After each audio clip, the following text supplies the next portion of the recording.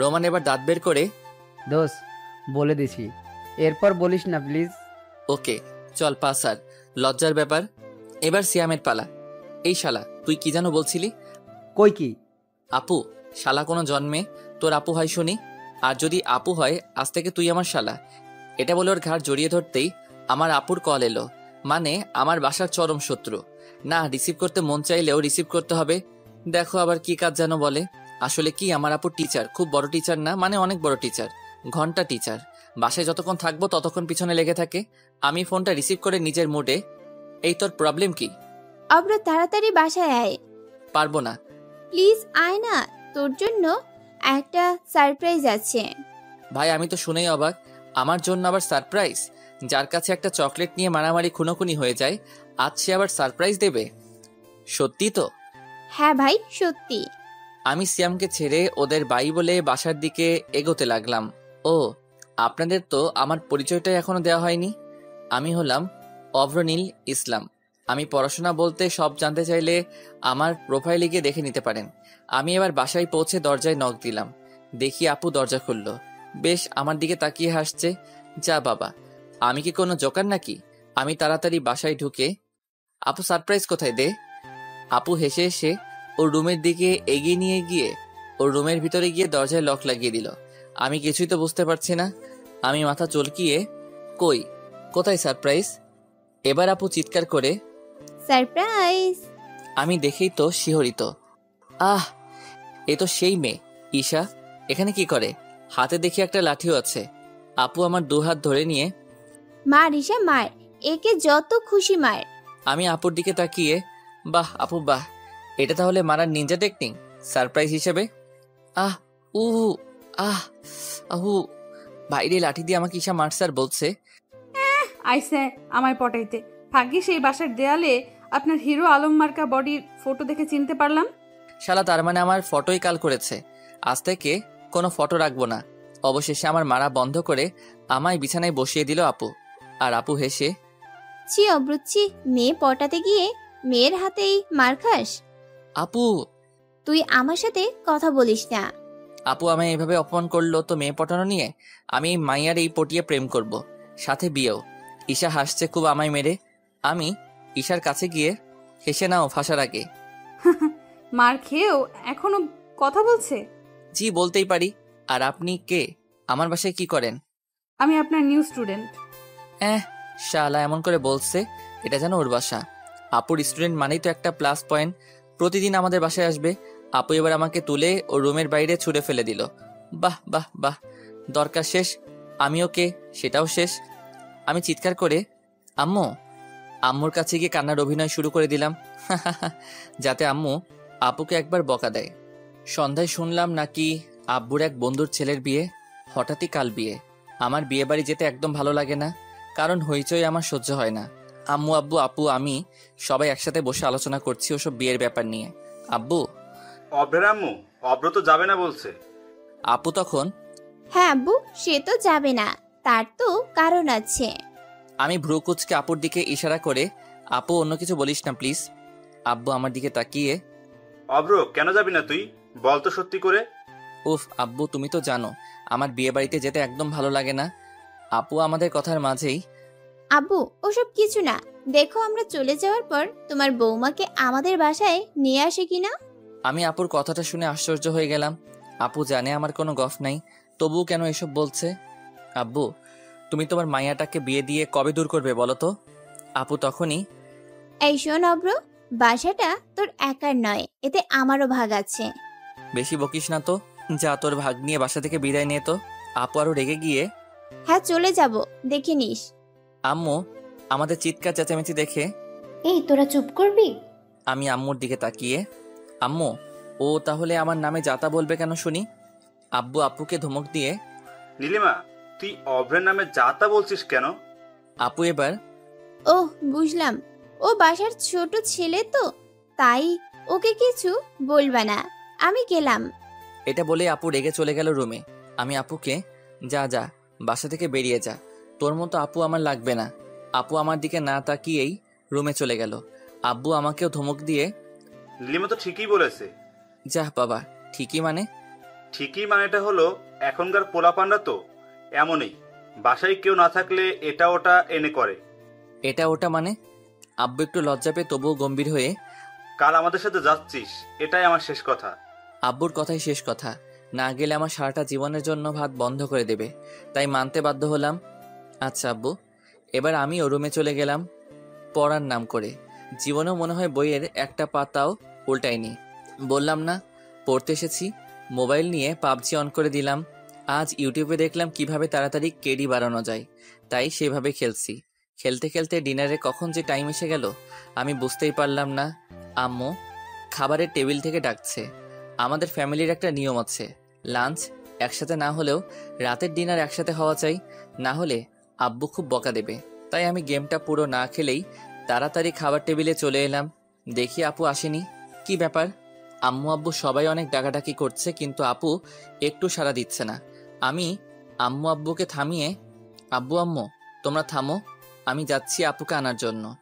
আমি আপুর রুমের সামনে যেতেই দেখি রুমে খিল দেওয়া আছে। আমি চিৎকার করে, আপু, এই আপু। আপু চিৎকার করে, তুই আমায় আপু বলে ডাকবি না বলে দিচ্ছি। আচ্ছা ডাকবো না। নীলিমা দরজাটা খোল। না। ডিনার করবি না? না। করবি না তো করবি না, তাতে আমায় যায় আসে না।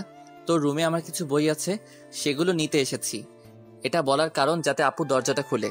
আমার আর আপুর মধ্যে যতই ঝগড়া হোক একে অপরকে ঠিক মানিয়ে নেই। আপু আমাকে বড্ড ভালোবাসে, তাই আমার এতটুকু কথাতেই কষ্ট পায়।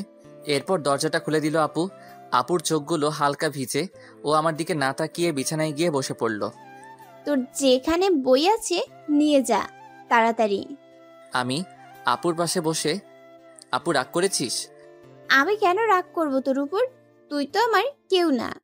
জানি তো আমি কেউ না, তবে কিন্তু তোর বরের তো শালা। বেশি রাগাস না। আমি এবার আপুর গাল দুটো জোর করে খামছে। ওলে বাবালে, আমার আপুটা রাগ করেছে। অব্র ভালো লাগছে না। আমি আস্তে আস্তে, তোর ওনার সাথে বুঝি ঝগড়া হয়েছে? আপু মুচকি হাসি দিয়ে, তা জেনে তোর লাভ কি? আমার কোনো লাভ নেই। এই যে আপু শোন না। বল কি হয়েছে? না তুই রাগ দেখাচ্ছিস, বলবো না। আচ্ছা রাগ দেখাচ্ছি না, এবার বল। বলছি যে তোর যে বপ আছে না, তার তো একটা কিউট বোন আছে। তো বলছি ওর সাথে একটু সেটিংটা করে দে না। এই তোর লজ্জা করে না মেয়ে পটাতে গিয়ে মাইর খাস? লজ্জা কেন করবে? আমি তো নীলিমার ছোট ভাই, তাই লজ্জা করে না। খবরদার আমার নাম নিবি না। তুই আমার ভাই না, আর আমিও কারোর আপু না। আচ্ছা তাহলে আপু না, তুই আমার লক্ষ্মী আপু। চল এবার ডিনার করবি, নয়তো দুলাভাই রাগ করবে তো না খেলে তুই। করুক। আমি এবার আপুর হাতটা ধরে টেনে নিয়ে খাবারের টেবিলে নিয়ে গিয়ে বসালাম। আব্বু আম্মু আব্বুকে কিছু বলল না। রাতে ডিনার সেরে আমি রুমের দিকে যাচ্ছি। আপুর রুমটা আমার রুমের আগেরটা, তাই আমি হেলে দুলে যাচ্ছি। তখনই আপু রুম থেকে, এই অগ্রসন। আমি একটু ভাব দেখিয়ে আর স্টাইল মেরে, জি বলেন। ভাব দেখা যায় না, ওই তো বডি। আবার ফেসটা পুরো হিরো আলমের মতো। এত ভাব দেখাস না, তোকে শুট করে না। আমি আরও একটু ভাব দেখিয়ে, খারাপ মানুষরা ভালো মানুষদের দেখতে পারে না। আমি একটা স্টাইলিশ পোলা, আর তুই হলি একটা আনস্টাইলিশ মাইয়া। তুই এসবের কি বুঝবি রে? আপু জানে আমাকে সে কখনোই ঝগড়াতে হারাতে পারবে না, তাই একটু আপু ভাব দেখিয়ে, বলছি তোর দুলা ভাইয়ের বোনকে কখনো দেখেছিস? কি ব্যাপার হঠাৎ এমন কথা কেন? কিছু তো কেস আছে? না তো, তুই তো মাঝে মাঝে বলিস আমার একটা কিউট ননদ আছে, তাই আর কি। ওহ, তা কাল তুই বিয়ে বাড়িতে যাচ্ছিস তো? আব্বু তো বলেছে যেতে, কিন্তু আব্বুকে কাল সকালে মানিয়ে নিব। আপু হেসে, না গেলে কিন্তু একটা বড় জিনিস মিস করবি। কি মিস করবো আপু? ওটা বলা যাবে না। আর তুই আমার ননদকে দেখিয়েছিস? দূর, তুই কবে দেখা করালি তোর ননদের সাথে? দেখা করাইনি, তবে তুই নিজেই দেখেছিস। আপু তুই ফান করছিস আমি জানি। আচ্ছা, ফান তো ফান। আর শোন, কাল ওই বিয়ে বাড়িতে আমার ননদ আসবে। ফাউল বকিস না তো, আমি গেলাম। এটা বলে আমি রুমে চলে এলাম। শালা কি যাতা বলে, আমাকে বিয়ে বাড়িতে নিয়ে যাওয়ার জন্য দেখি সবাই উঠে পড়ে লেগেছে। আরে ভাই, আমি একটা জিনিস তো বুঝে উঠতে পারছি না, আমি না গেলে সবার এত কেন প্রবলেম হচ্ছে। আবার এদিকেও ভাবছি আপুর কথা যদি সত্যি হয়, ধুর, আপু তো আমার সাথে সকালেও মজা করছিল আর এখনো করছে, কিন্তু যদি সত্যি হয়, দূর যাব না ওই বিয়ে বাড়ি। পরের দিন সকাল হতে না হতেই আব্বুর ডাকাডাকি শুরু। অভ্র, এই অভ্র। আমি ঘুমের মধ্যেই আব্বু ডাক শুনে চোখ খুলেই, হ্যাঁ হ্যাঁ হ্যাঁ আব্বু। তাড়াতাড়ি বাইরে বেরিয়ে আয়। আমি আব্বুর কথাটা শোনার সাথে সাথে আব্বুর সামনে গিয়ে মাথা নিচু করে আছি। শালা এখনো চোখগুলো ঢুলঢুল করছে। আব্বু রেগে, এই যে লাট সাহেব, কটা বাজে খেয়াল আছে? এই তো আব্বু, মোটে এই সকাল 7টা বাজে। আব্বু আরো রেগে, বলছি 7টা নয়, এখানে বাজে 11টা। হায় আল্লাহ, এর মধ্যে 11টা কিভাবে বাজে? এদিকে আপু কাটা ঘায়ে নুনের চিটা দেওয়ার জন্য। সারা রাত যদি ফোন নিয়ে এটা ওটা করে তাহলে তো বাবু সকাল সকাল ঘুম ভাঙবে কিভাবে শুনি? আমি আপুর দিকে তাকিয়ে, এই তুই চুপ করবি? আব্বু এতে আরো রেগে গিয়ে, অভ্র, তোর দেখি দিন দিন আরো বেশি সাহস বেড়ে যাচ্ছে। বড়দের সাথে কিভাবে কথা বলতে হয় তুই জানিস না? তাড়াতাড়ি রেডি হয়ে বেরিয়ে আই, আমরা ওয়েট করছি তোর জন্য। এটা বলে ওরা সবাই চলে গেল। না, আর আব্বুকে ম্যানেজ করা গেল না। এবার কিছু বলতে গেলে আরো বকা দিবে। এর থেকে বেটার ওদের সাথে চলে যাওয়াটাই। আমি রেডি হয়ে বেরিয়ে এলাম। আম্মু আর আপু, অব্র, আজ তোকে হেব্বি সুন্দর লাগছে তো, কিন্তু পাঞ্জাবি পরলে আরো বেশি ভালো লাগতো। এই তোমরা বেশি বকো না তো, ভালো লাগে না। যা পড়েছি তাতেই খুশি থাকো। আপু এবার, যেটা সত্যি সেটাই তো বলছিলাম। এই দেখ আপু, কাটা খায় নুনের চিটা দেওয়ার অভ্যাসটা তোর এখনো গেল না, তাই না? আর হ্যাঁ, আমি কি বিয়ে করতে যাচ্ছি নাকি যে আমাকে পাঞ্জাবি পরতে হবে? হ্যাঁ ঠিকই, তুই বিয়ে করতে যাচ্ছিস না, তবে নিশ্চয়ই মেয়ে পটাতে যাচ্ছিস। আমি আম্মুর দিকে আঙুল তোলে, আম্মু একে থামাতে বলবে প্লিজ। আম্মু আমাদের ধমক দিয়ে, এই তোরা থামবি? লোকে দেখলে কি বলবে? তোরা এত বড় ছেলে মেয়ে এখনো সেই ঝগড়াটা গেল না। ওখানে গিয়ে একদম তোরা কাছাকাছি থাকবি না। আপু মুখ বাঁকিয়ে, ওর সাথে থাকতে আমার বইয়েই গেছে। আমিও সানগ্লাসটা চোখে নিয়ে, কুত্তাদের কাছে কখনো শেড থাকে না, বুঝছো আম্মু? আপু রেগে গিয়ে, আম্মু! এবার আমরা গাড়িতে রওনা দিলাম। ঠিক বিয়ে বাড়িতে এসে পৌঁছালাম। বাহ, বেশ, বাসাটা তো সাজিয়েছে। মিষ্টি মুখ করে যে যার মতো ঘুরতে লাগলো। শালা আমি একা, কিছু করার নেই। তাই আমি ভবঘুরের মতো এদিক ওদিক ঘুরছি। দূর আর ভালো লাগছে না, যাই একবার ছাদে। আমি এবার সিঁড়ি বেয়ে উঠছি। রেলিংয়ে ফুলের মালা দেওয়া আছে। আমি চারদিকে তাকাতে তাকাতে যাচ্ছি, হঠাৎ একজনের সাথে ধাক্কা খেয়ে আমি তার উপরে পড়ে গেলাম। আমি ভালো করে দেখতে, আরে এ তো ঈশা। এখানে কি করে? মেয়েটা শাড়ি পরেছে, উফ কি অসাধারণ লাগছে। ঈশা চোখ বন্ধ করে দিয়েছে পড়ার সাথে সাথেই। আমি এবার উঠে পড়লাম, কারণ চারিদিকে অনেক লোকজন আছে। ঈশা চোখ খুলতে আমার দিকে কটমট করে তাকিয়ে রইল। আমি ভয়ে ভয়ে, সরি আমি দেখিনি, আমি মাপ চাইছি। ঈশার রাগী লোকটা হঠাৎ চেঞ্জ হয়ে একটা মিষ্টি হাসি দিয়ে, ইটস ওকে, আমি ঠিক দেখিনি। ও আচ্ছা, তাহলে আসি। চলে যাওয়াটা বেটার, নয়তো ঈশা আবার কোনো কিছু নিয়ে সিন ক্রিয়েট করতে পারে। হেসেছে মানে এই নয় যে আমায় ছেড়ে দিয়েছে, হয়তো এখানে কিছু করতে চায় না। কিন্তু এই মেয়ে এখানে কি করে? তবে হয়তো কোনো আত্মীয়। আমি ছাদে গিয়ে দেখলাম অনেকগুলো মেয়ে একসাথে বসে গল্প করছে। আমি অত মেয়েকে একসাথে দেখে খুব লজ্জা পেয়ে গেলাম। আমি ওদের সাইড কাটিয়ে চলে যাচ্ছিলাম, ঠিক তখনই পিচ্ছি পণ্ডিত আপনি, তাই না? আমি সাথে সাথে পিছন ফিরে দেখলাম অনেকগুলো মেয়ে আমার দিকে তাকাচ্ছে। আমি লজ্জা পেয়ে, জি বলুন। সাথে একটা মেয়ে উঠে এসে, হাউ সুইট, আমি ভাবতে পারিনি আপনার সাথে আমার কখনো দেখা হবে। হাই, আমি তিশা। হ্যালো। আমি, বলতে হবে না, জানি, অফরনীল। ও গুড। তা আপনি কি করেন? তেমন কিছু না, ওই স্টাডি আর কি।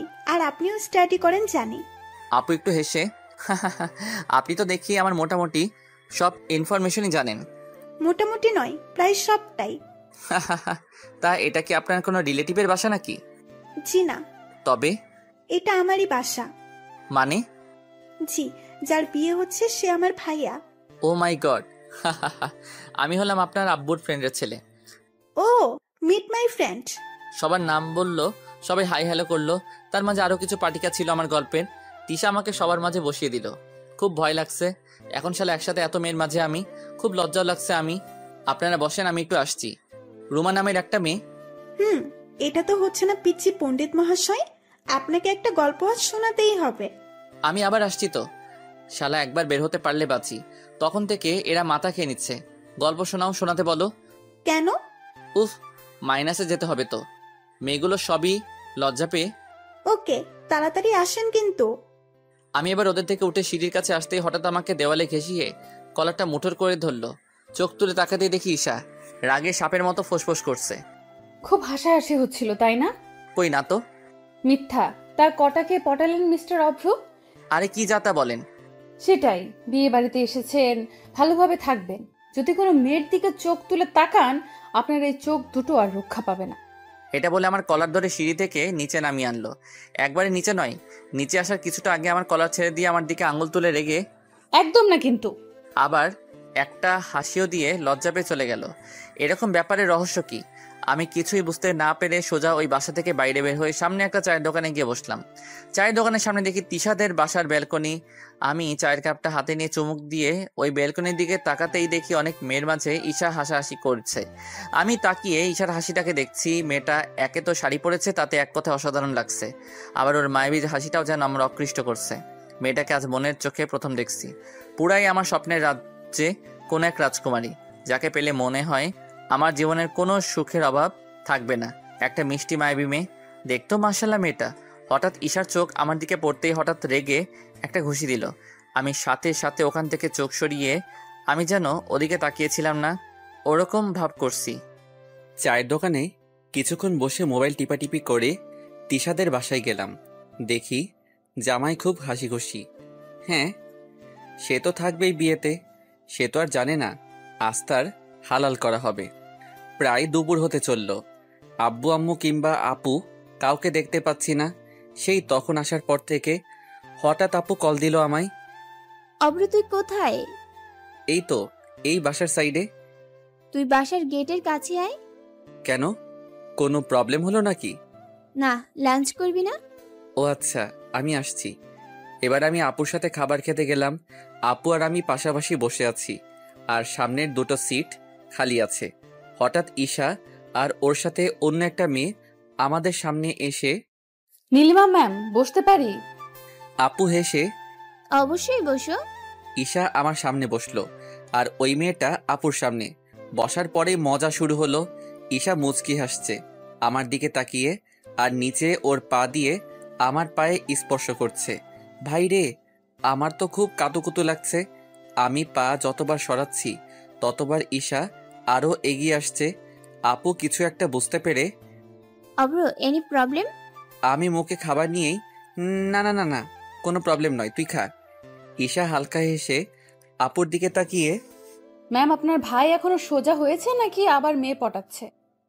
আপু হেসে হেসে, ঈশা তুমি বাদ দাও, ওকে কি পছন্দ করবে শুনি? আমি আপুর দিকে তাকিয়ে, আপু বাড়াবাড়ি হচ্ছে কিন্তু। ঈশা আমার দিকে রাগী লোক দিয়ে, চুপ। আমি ঈশার দিকে তাকাতেই আমি মাথা নিচু করে খাবার খাওয়া শুরু করলাম লক্ষ্মী ছেলের মতো। আপু আমাকে দেখে হাসছে, আর সাথে ঈশাও। আমি পুরো খাবার না খেয়েই ওখান থেকে উঠে চলে এলাম। কেন জানি না, ঈশার সামনে থাকতে কেমন একটা ফিল হচ্ছিল আমার উঠে চলে আসা দেখে ঈশাও উঠে চলে গেল। আমি হাত মুখ ধুয়ে বাসার পিছনে গেলাম। কিছুক্ষণ পর ঈশাও এসে, কি ব্যাপার? কই কিছু না তো। তাহলে এখানে? খুব গরম তো। ও তাই, তা ঠান্ডা করে দেব নাকি? আমি একটু হেসে, করে দিলে তো ভালোই হয়। ঈশাও হালকা হাসি ঠোঁটের কোণে, ঈশা আজ না তোমায় অপরূপ সুন্দর লাগছে শাড়িতে। এতক্ষণ মনে হচ্ছিল না, তুমি এখন বললে এখন মনে হচ্ছে সত্যি সুন্দর লাগছে তাহলে। তাই? হুম। তা ঈশা, একটা কথা বলবো? জি বলো। তুমি হাসলে না অনেক সুন্দর লাগে। যদি না কিছু মনে করো, এক টুকরো হাসবে। তাতে কি হবে শুনি? তাতে একজনের মনটা আরো খুশি হবে। তাই? এই শোনো না। বলো। আমি মজা করে আমার আম্মুর বৌমা হবে। ঈশা আমার দিকে আশ্চর্য হয়ে তাকিয়ে, মানে? আমার আম্মুর বৌমা হবে? না। ওকে, অন্য মেয়ে দেখবো তাহলে। এটা বলে আমি ঈশার থেকে দূরে চলে এলাম। ঈশা দেখি আমার দিকে একভাবে তাকিয়ে আছে। আমি আড়ালে গিয়ে ওকে একটু নোটিশ করলাম। বরের সাথে বিয়ে দিতে গিয়েছি, তখন দেখি ঈশা আমার দিকে শুধু তাকাচ্ছে, আর গাল ফুলিয়ে তাকাচ্ছে, মাঝে মাঝে মুখটা বাঁকিয়ে। ঢং দেখলে বাঁচা যায় না। আমি বুঝতে পারছি মেয়েটা খুব রেগে আছে আমার উপর। অনেকক্ষণ একভাবে দাঁড়িয়ে আর মোটেও ভালো লাগছে না। তাই ওখান থেকে আমি বাইরে এসে মুখে একটা সিগারেট নিয়ে টান দিতে লাগলাম। সিগারেট শেষ করে আমি এবার ওই বাসার দিকে যাব। ঠিক তখনই ঈশা আমার রাস্তা আটকিয়ে, অপ্র, তোমার সাথে আমার কিছু কথা আছে। কি কথা? চলো বলছি। আরে বাবা, আমি এখন যেতে পারবো না। ঈশা আরো রেগে আমার জামার কলারটা ধরে বাসার একটা কোণে নিয়ে গিয়ে আমার দেওয়ালের সামনে দাঁড় করালো। কি হলো, এখানে নিয়ে এলে কেন? আমার ইচ্ছা। তা ঠিক আছে, কিন্তু আমার অনিচ্ছায় কেন আমায় এখানে নিয়ে এলে? কেন নিয়ে এলাম মানে? তোকে কি সব বলতে হবে নাকি? আমি এবার ঈশার উপর রেগে গেলাম খুব। তখন থেকে বকবক শুনেই যাচ্ছি। আমি চোখ রাঙিয়ে, ওই তোর ব্যাপার কি বলতো? ঈশা কিছুটা ভয় পেয়ে, কই কি ব্যাপার? তাহলে আমায় এভাবে একলা এখানে নিয়ে এলে কেন? এমনি। তোর টাইম নষ্ট শুধু শুধু। এবার আমি বরের কাছে চলে এলাম। আবারও দেখি ঈশা শুধু আমার দিকে তাকিয়ে আছে, আর আমার চোখ ওর দিকে পড়তেই ও চোখ সরিয়ে নিচ্ছে ভয়ে। কিছুদিন আমি ঈশার সাথে কোনো রকম কথাবার্তা বলিনি আর যখন ওই মেয়ে আমার বাসায় আসে টিউশন পড়তে, তখন আমি বাইরে বের হয়ে যাই, তাই চাইলেও আর হয় না। একদিন আমি একটু তাড়াতাড়ি বাসায় চলে গেলাম। আপু একা আছে, আব্বু আম্মু বাইরে গেছে। আর আজ আপু টিউশন পড়ায় না। আমি বাসায় গিয়ে চিৎকার করে, ওই আপু পানি নিয়ে আয়। আপুর সাথে সাথে ও রুম থেকে চিৎকার করে। ওই, এত চিৎকার করার কি আছে রে? চিৎকার করব না তো কি করব? চিৎকার করবি তো বাসায় একটা ভাবি নিয়ে আয়। আমিও দাঁত কেলিয়ে, সে তো আনবই তোর ননদকে। আমি জামাটা খুলে আপুর রুমের দিকে যেতেই, ভাইরে, আজ তো আমার পুরাই ইজ্জত মাটিতে মিশে গেল। আরে ঈশা এখানে কি করে? ধুর ভাই। আমি তাড়াতাড়ি আমার দুটো হাত আড়ালে দিয়ে পুরো বুকটা ঢাকার চেষ্টা করলাম। আমি আমতা আমতা করে, আপু শোনো না একটা কথা। এবার আপু বাইরে বের হয়ে আসতেই, এই কুত্তি, বাসায় ওই মেয়ে কি করে এই ছুটি দিনে? Special class. তো আগে বলবি তো যে তোর স্টুডেন্ট আজ এসেছে। সেটা বললে তো আজ তোকে ওইভাবে তোর কঙ্কাল বডির দর্শন করাতে পারতাম না। আপু দেখ, মজা করবি না। ওলে বাবালে। এই আপু শোন না, বল। বলছি তুই একটু বাইরে বস না। কেন? ওই যে তোর স্টুডেন্ট, শালা ভয় লাগছে পুরো কথাটা আপুকে বলতে। কি স্টুডেন্ট? না মানে মানে কি? তোর স্টুডেন্টকে আমি খুব পছন্দ করি, আর সেও করে, কিন্তু বলতে পারছি না। প্লিজ আপু, আমি ওর সাথে একটু একা টাইম দিতে চাই, প্লিজ প্লিজ। আপু হেসে হেসে হালকা কাশি দিয়ে, না, এসব হবে না। সাথে সাথে আমি আপুর পায়ে ধরে, প্লিজ আপু। এবার দেখি আপু ভাব দেখিয়ে, হতে পারে, তবে তুই কথা দে আজ থেকে কোনো কষ্ট দিবি না আমাকে। আর দেব না, প্লিজ আপু। কান ধরে উঠবস কর। বাহ বাহ বাহ, শালা, এইভাবে প্রতিশোধ আমিও দেখে নিব রে আপুর বাচ্চা। আমি আপুর দিকে রাগী লুক দিয়েও হাসি মুখে কান ধরে উঠবস করছি, আর আপু আমাকে ভাব দেখিয়ে ভালো করে কর। অবশেষে কান ধরে উঠবস শেষ করে। আপু আমি এখন তাহলে যাই। দেখ, এবার আবার জুতা পেটা খাইস না যেন। আপু, কুত্তি। তুই জীবনেও পারবি না কিছু করতে। আমি আপুর সাথে কিছু কথা না বলেই আপুর রুমে ঢুকে গেলাম। আমি ঢুকতেই ঈশা মুখ ঘুরিয়ে, এসে গেছে বজ্জাত পোলা। আমি ঈশার গা ঘেঁষে বসতেই রেগে, এই আপনি আমার গা ঘেঁষে বসছেন কেন? চাহ, এখন তুমি থেকে আপনি। এই কয়দিন আগে এত গায়ে পড়ে যাচ্ছে, এখন আবার দূরে ঠেলে দিচ্ছে। সত্যি আজ একটা কথা প্রমাণিত হলো, মেয়েদের মন বোঝা নয় রে নয় সোজা। কেন, আগুন জ্বলছে নাকি? জি জ্বলছে। ক্ষতি না, রুমের লাইট অফ করে দিচ্ছি, এই আগুনের আলোতেই পড়া ভালো হবে। ঈশা আরো রেগে, এই যে মিস্টার, কে আপনি? উঠেন এখান থেকে। হুম, আমি উঠবো না। আজ তো আমি তোমাকে তুলে আজ উঠবো। তুলে মানে? পটিয়ে উঠবো। বাইরে ঈশা পুরো রাগে ফুলে যাচ্ছে আস্তে আস্তে। আমি মজা করে, আচ্ছা ঈশা, তুমি জানো কি, তুমি রাগলে তোমার গাল লাল হওয়ার রহস্য কি? কি রহস্য শুনি? রাগের মধ্যে ভালোবাসা, আর তুমি রেগে গিয়েও আমায় ভালোবাসা ফিল করাচ্ছ, কারণ লাল হলো সর্বদা ভালোবাসার সংকেত। ঈশা এটা শুনে কিছুটা হালকা মুচকি হেসে, আমার তো কাজ নেই যে আপনাকে ভালোবাসা দেখাতে যাব। ভালোবাসা দেখাতে যাবে কেন? তুমি তো আমায় ভালোবাসো। ঈশা মাথা নিচু করে, না, আমি ভালোবাসি না। তাহলে আমি বাসি তোমায়। কোনো দরকার নেই। কিন্তু আমার তো দরকার আছে। তো তো মানে, জীবনে তোমার হাত ধরে চলতে চাই, তোমার সাথে আমার সব সুখ দুঃখ ভাগ করতে চাই। আমি পাশে পেয়ে সর্বদা বলবো, তুমি থাকলে সব কঠিনই আমার সহজ হয়ে আসে। নিবিড় অন্ধকারে বইয়ের মতো মোলাটে তোমায় আটকে রাখতে চাই, যাতে কেউ তোমায় না কেড়ে নিতে পারে। জীবনের প্রত্যেকটা আনন্দ ভাগ করে নিতে চাই। শত ঝগড়া হলেও তুমি অভিমান করলে তোমায় মানিয়ে নিতে চাই। আমার জীবনে তোমার হাসিটা সারা জীবনের মতো করে নিতে চাই। ওই রেগে গেলে মুখটা, মায়াবী মুখটা দেখার সারাটা জীবন অধিকার পেতে চাই। ভালোবাসি কিনা জানি না, তোমার জন্য মাঝে মাঝে আমার হৃদ মাজারটা কখনো কখনো কেঁপে ওঠে। আর তোমার একটা রঙিন ছবি আমার নিজের অজান্তেই এঁকে ফেলেছি। ঈশা আমার কথাগুলো শুনে কিছুটা থতমত খেয়ে আমার দিকে হা হয়ে তাকিয়ে রইল। মেয়েটার এতক্ষণ ঝগড়া করতে করতে পুরাই মুখটা ঘাম ভর্তি হয়ে গেছে। আমি রুমালটা বের করে ওর মুখটা হালকাভাবে মুছে দিলাম। ঈশা এখনো আমার দিকে তাকিয়ে আছে। ঈশার আমি বাম হাতটা ধরতেই ঈশা ওর দুটো চোখ বন্ধ করে দিল। আমি ওর গালে পড়া চুলগুলো সরিয়ে দিয়ে ওর গালে হাত রেখে আমার ফেসটা ওর ফেসের সামনে নিয়ে যেতেই ঈশার শ্বাস প্রশ্বাস বেড়ে গেল। মেয়েটার প্রতিটা গরম শ্বাস আমার মুখের উপর পড়ছে। আমি আরো কাছে নিয়ে গেলাম। ঈশা আমার হাত আরো জোরে এবার নিজে চেপে ধরলো। আমি ঈশাকে এবার একটা কিস করতে যাব, ঠিক তখনই অনেক হয়েছে, এবার বাইরে যা।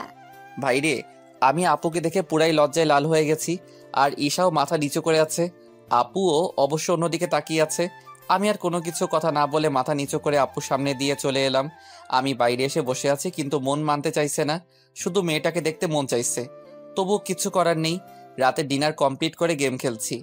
আজ তাড়াতাড়ি ঘুম পাচ্ছে। এখন বাজে 11:30। গেম অফ করে আমি ঘুমিয়ে পড়লাম। কিছুক্ষণ পর ফোনটা বেজে উঠল। আমি ফোন রিসিভ করে ঘুমের ঘরে হ্যালো কে, তখনই ওই পাশ থেকে একটা মিষ্টি মেয়ের আওয়াজ ভেসে এলো আর বলল, হ্যাপি বার্থডে আমার কুচুপুচুটা। যাস শালা, আমি তো পুরাই ঘাবড়ে গেলাম। আমি আবার কবেকার কুচুপুচু হলাম? হয়তো অন্য কাউকে ফোন দিতে গিয়ে আমায় ফোন দিয়েছে। শালা ঘুমের 12টা বাজিয়ে দিল মাইরি। ও হ্যালো, আমি কারোর কুচুপুচু না, রং নাম্বার। এটা বলে ফোন রেখে দিলাম। আবার সাথে সাথে ফোন দিল, নিশ্চয়ই ওই মেয়েটা।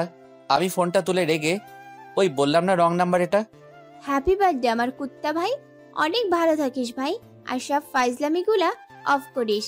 আল্লাহর কাছে দোয়া করি এবার যেন মাইয়ার জুতা খাওয়া বন্ধ করে একটা মাইয়া তুলতে পারিস। এই কে আপনি? ওই কুত্তা, আমি তোর আপু। আজ 23শে আগস্ট, তোর বার্থডে। তুই কিভাবে ভুলে গেলি? এটা শুনতে আমি শক। ও মাই গড, আমার শুভ পয়দা দিবস! হায় আল্লাহ, এত শোকের দিনটা আমি কিভাবে ভুলে গেলাম। তার মানে ওই মেয়েটা কে ছিল, ঈশা নাকি? আমি সাথে সাথে হ্যাঁ হ্যাঁ হ্যাঁ, ধন্যবাদ ধন্যবাদ, ফোন রাখ আর গিফট রেডি রাখিস। এটা বলে আপুর কলটা কেটে আমি ওই নাম্বারটায় ফোন দিলাম। ফোন রিসিভ করতেই হ্যাঁ হ্যাঁ হ্যালো, ওই পাশ থেকে একটা অভিমানী স্বরে, কি হয়েছে, রং নাম্বার? সরি বাট আপনি কে বলবেন প্লিজ? জানি না। উফ, বলুন না ঈশা। বললাম না জানি না, ভেবে দেখুন কে হতে পারে। ও আমার সাথে বাটপারি? আমিও কম নাকি? আমিও পিচ্ছি পণ্ডিত, কিভাবে বার করতে হয় আমি খুব ভালোভাবে জানি। ওহ তোয়া নাকি? হ্যালো বাবু বলো। সাথে সাথে ফোনের স্পিকার ফেটে কুত্তার বাচ্চা, আমি ঈশা বলছি। এই তুয়াকে? তোমার সতীন। কি? হা হা হা, শোনো না। কি হয়েছে? এভাবে রাগ দেখিয়ে কথা বলছো কেন? আজ তো আমার বার্থডে, আজ অন্তত আমায় কষ্ট দিও না। ঈশা এবার হাসি মুখে, আচ্ছা বাবা বলো। আমার গিফট কোথায়? আছে তো। কি গিফট? কাল জানবে, আজ তো দিতে পারবো না। আচ্ছা বলো না কি সেটা। যা হোক হবে। কিস নাকি? ঈশা হালকা ফিসফিস করে হেসে, অব্র, তোমার আপুই ঠিক বলতো আগে। তুমি না অনেক ফাজিল। আগে বলতো মানে? কিছু না, তুমি যাকে সব সময় বিয়ে করতে চাইতে, হয়তো তাকে আজ তুমি পেয়েছো। বুঝলাম না। বোঝা লাগবে না, বলো না। উফ, পাগল একটা। সেটা তো জানি, আমার জন্য। জি না। এটা বলে আমি ফোনটা রেখে দিলাম ঈশাকে একটু রাগানোর জন্য। কাল আমায় মনে হয় মেরে ফেলবে। আজ খুব খুশি হলাম জীবনের প্রথম কোনো ভালো লাগা মানুষের উইশ পেয়ে। এবার মোবাইলটা অন করতে দেখি রোমান আর সিয়ামের মেসেজ। কিরে চুতিয়ার, জিপে কি আমাদের ভুলে গেলি নাকি? কলে বিজি যে। যাই হোক, শুভ পয়দা দিবস আমার জানেমন শত্রুদোষ। মামা, ট্রিট কালকে দিতেই হবে। অন্য বছরের মতন টাকা নাই বলে পার পাবি না। রোমানের মেসেজ আমি রিপ্লাই দিলাম। এবার সিয়ামের পালা। শালা অব্রের বাচ্চা, জীবনে অবনতিই করে গেলি, তার সাথে আমাদেরও করলি। হ্যাপি বার্থডে দোস, খুব ভালো থাক আর সব সময় আমাদের পাশে থাক। লাভ ইউ দোস।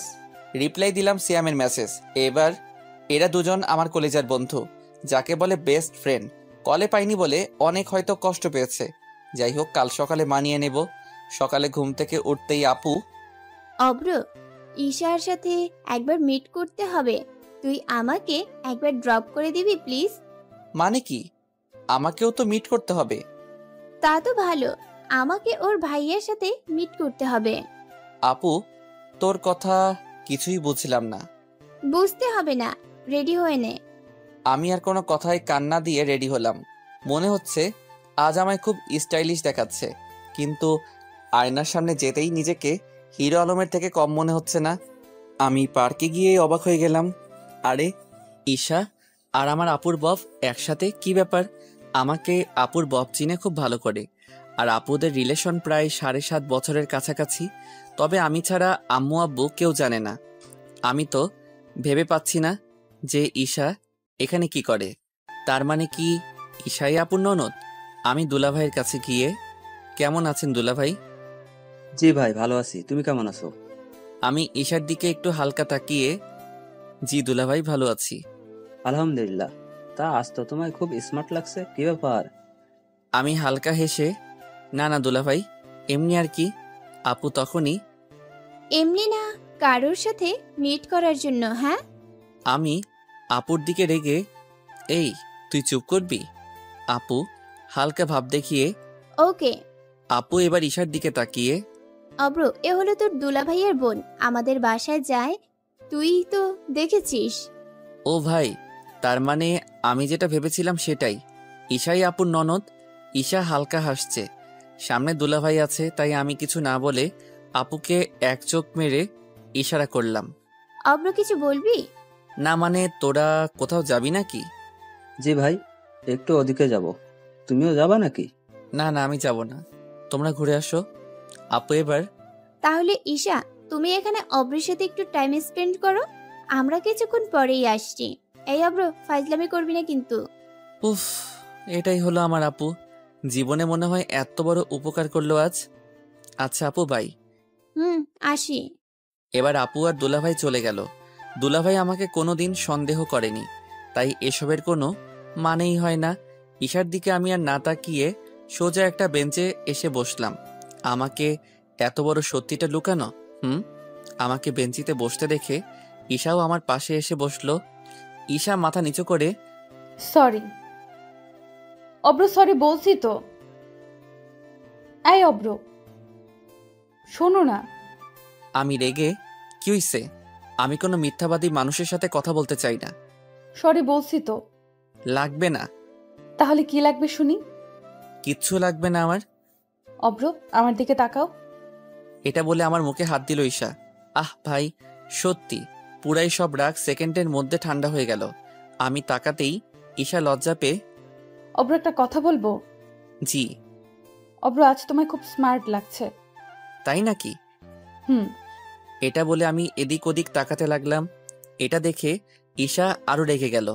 আমার চুলগুলো এবার টেনে ধরল ঈশা, আর চোখগুলো বড় বড় করে, এই ওদিকে কি? মেয়ে দেখছি তো। মেয়ে দেখছিস মানে? জি দেখছি তো। দেখছিস না পাশে তোর জিএফ বসে আছে? এটা বলার সাথে সাথেই আমি ঈশার দিকে ঘুরতেই ঈশা লজ্জা পেয়ে মাথাটা নিচু করে দিল। আমি মজা করে, কে গফ আমার? ভালোবাসি যে। কাকে? একজনকে। নাম কি? নাম বলবো না, তবে তার ডাক নাম পিচ্চি পণ্ডিত। ভাইরে, কথাটা শোনার পরেই তো আমার মনে লাড্ডু ফুটছে। তা কে এই পিচ্চি পণ্ডিত? জানি না। ওকে বাদ দাও। এটা শুনতেই ঈশা আমার দিকে কেমন ভাবে যেন তাকালো, আর ঈশার মুখটাতে একটা বিষণ্ণতার ছাপ লক্ষ্য করলাম। ঈশা এবার আমার কাছ থেকে একটু দূরে গিয়ে বসলো। মেয়েটা মনে হচ্ছে কষ্ট পেয়েছে। আমি ঈশার একদম গা ঘেঁষে বসলাম, আর ঈশার চোখের দিকে তাকিয়ে হেসে, ওই মেয়ে, আমার বার্থডে গিফট কোথায়? ভাইরে, এটা বলার সাথে সাথেই দেখি ওর হাতে পড়ে থাকা একটা আঙুলের রিং খুলে আমার আঙুলে হঠাৎই পরিয়ে দিল। আমি তো অবাক হয়ে গেলাম, কি ব্যাপার? আমি আবারও হেসে হেসে, আমার আঙুলে রিং পরালে কেন? জানি না। উফ আল্লাহ, এই জানি না বলা মনে হয় মেয়েদের স্বভাব। শালা, এটা শুনলে প্রচুর রাগ লাগে। আচ্ছা, আমি তাহলে খুলে দিচ্ছি। এটা শুনে ঈশা কিছুটা কান্না এড়িয়ে আমায়, থাক না প্লিজ অব্র, প্লিজ। এটা বলে আমার হাতে হাত দিল, আর আমার দিকে তাকিয়ে একটু হাসলো। আমি হালকা ঠোঁটের কোণে মিষ্টি হাসি এনে, আচ্ছা স্মৃতি হিসেবে রাখলাম।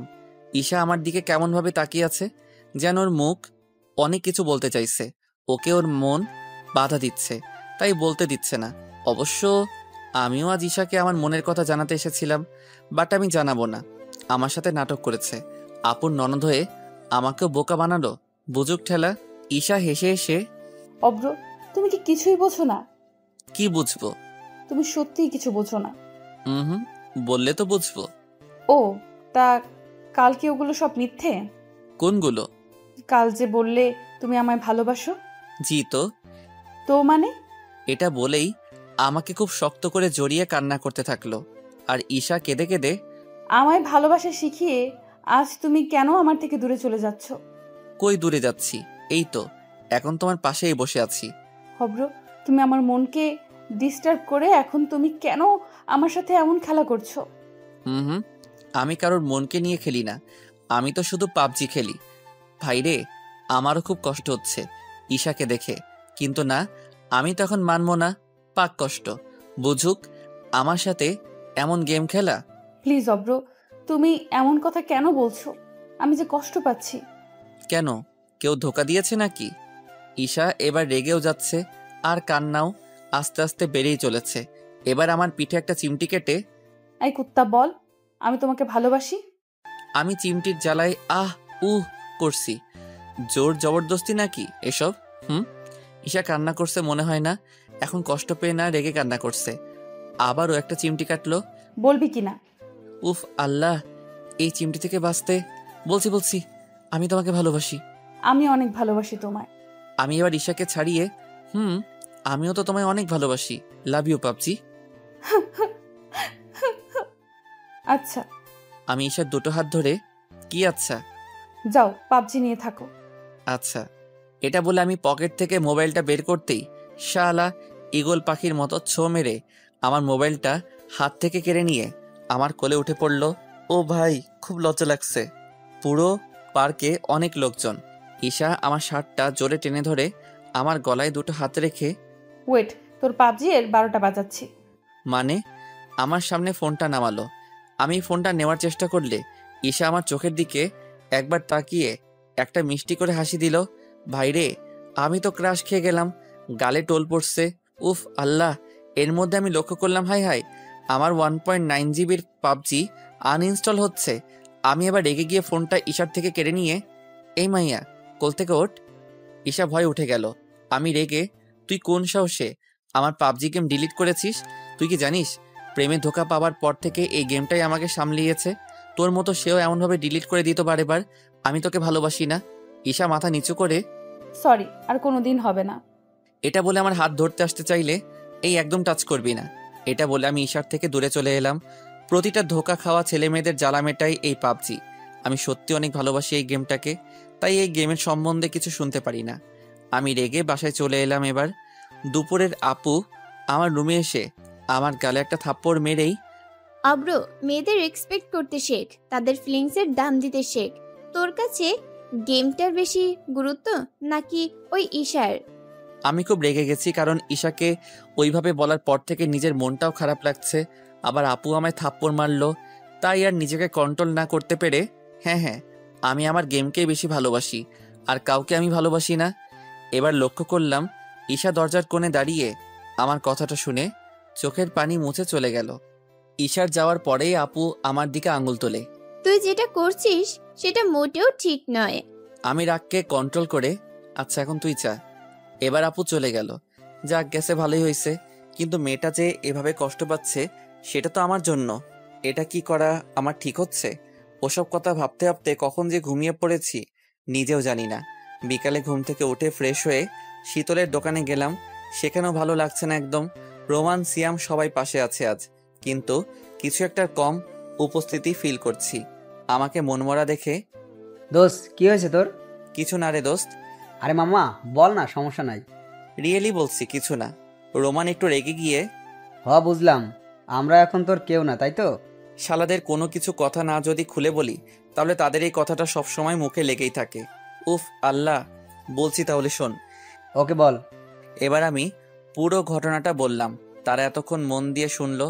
যখনই পাবজি এর কথা এলো তখনই ওরা আমায় বুকে জড়িয়ে নিয়ে ভাই, তুমি গেমের মান সম্মান বাঁচিয়েছো।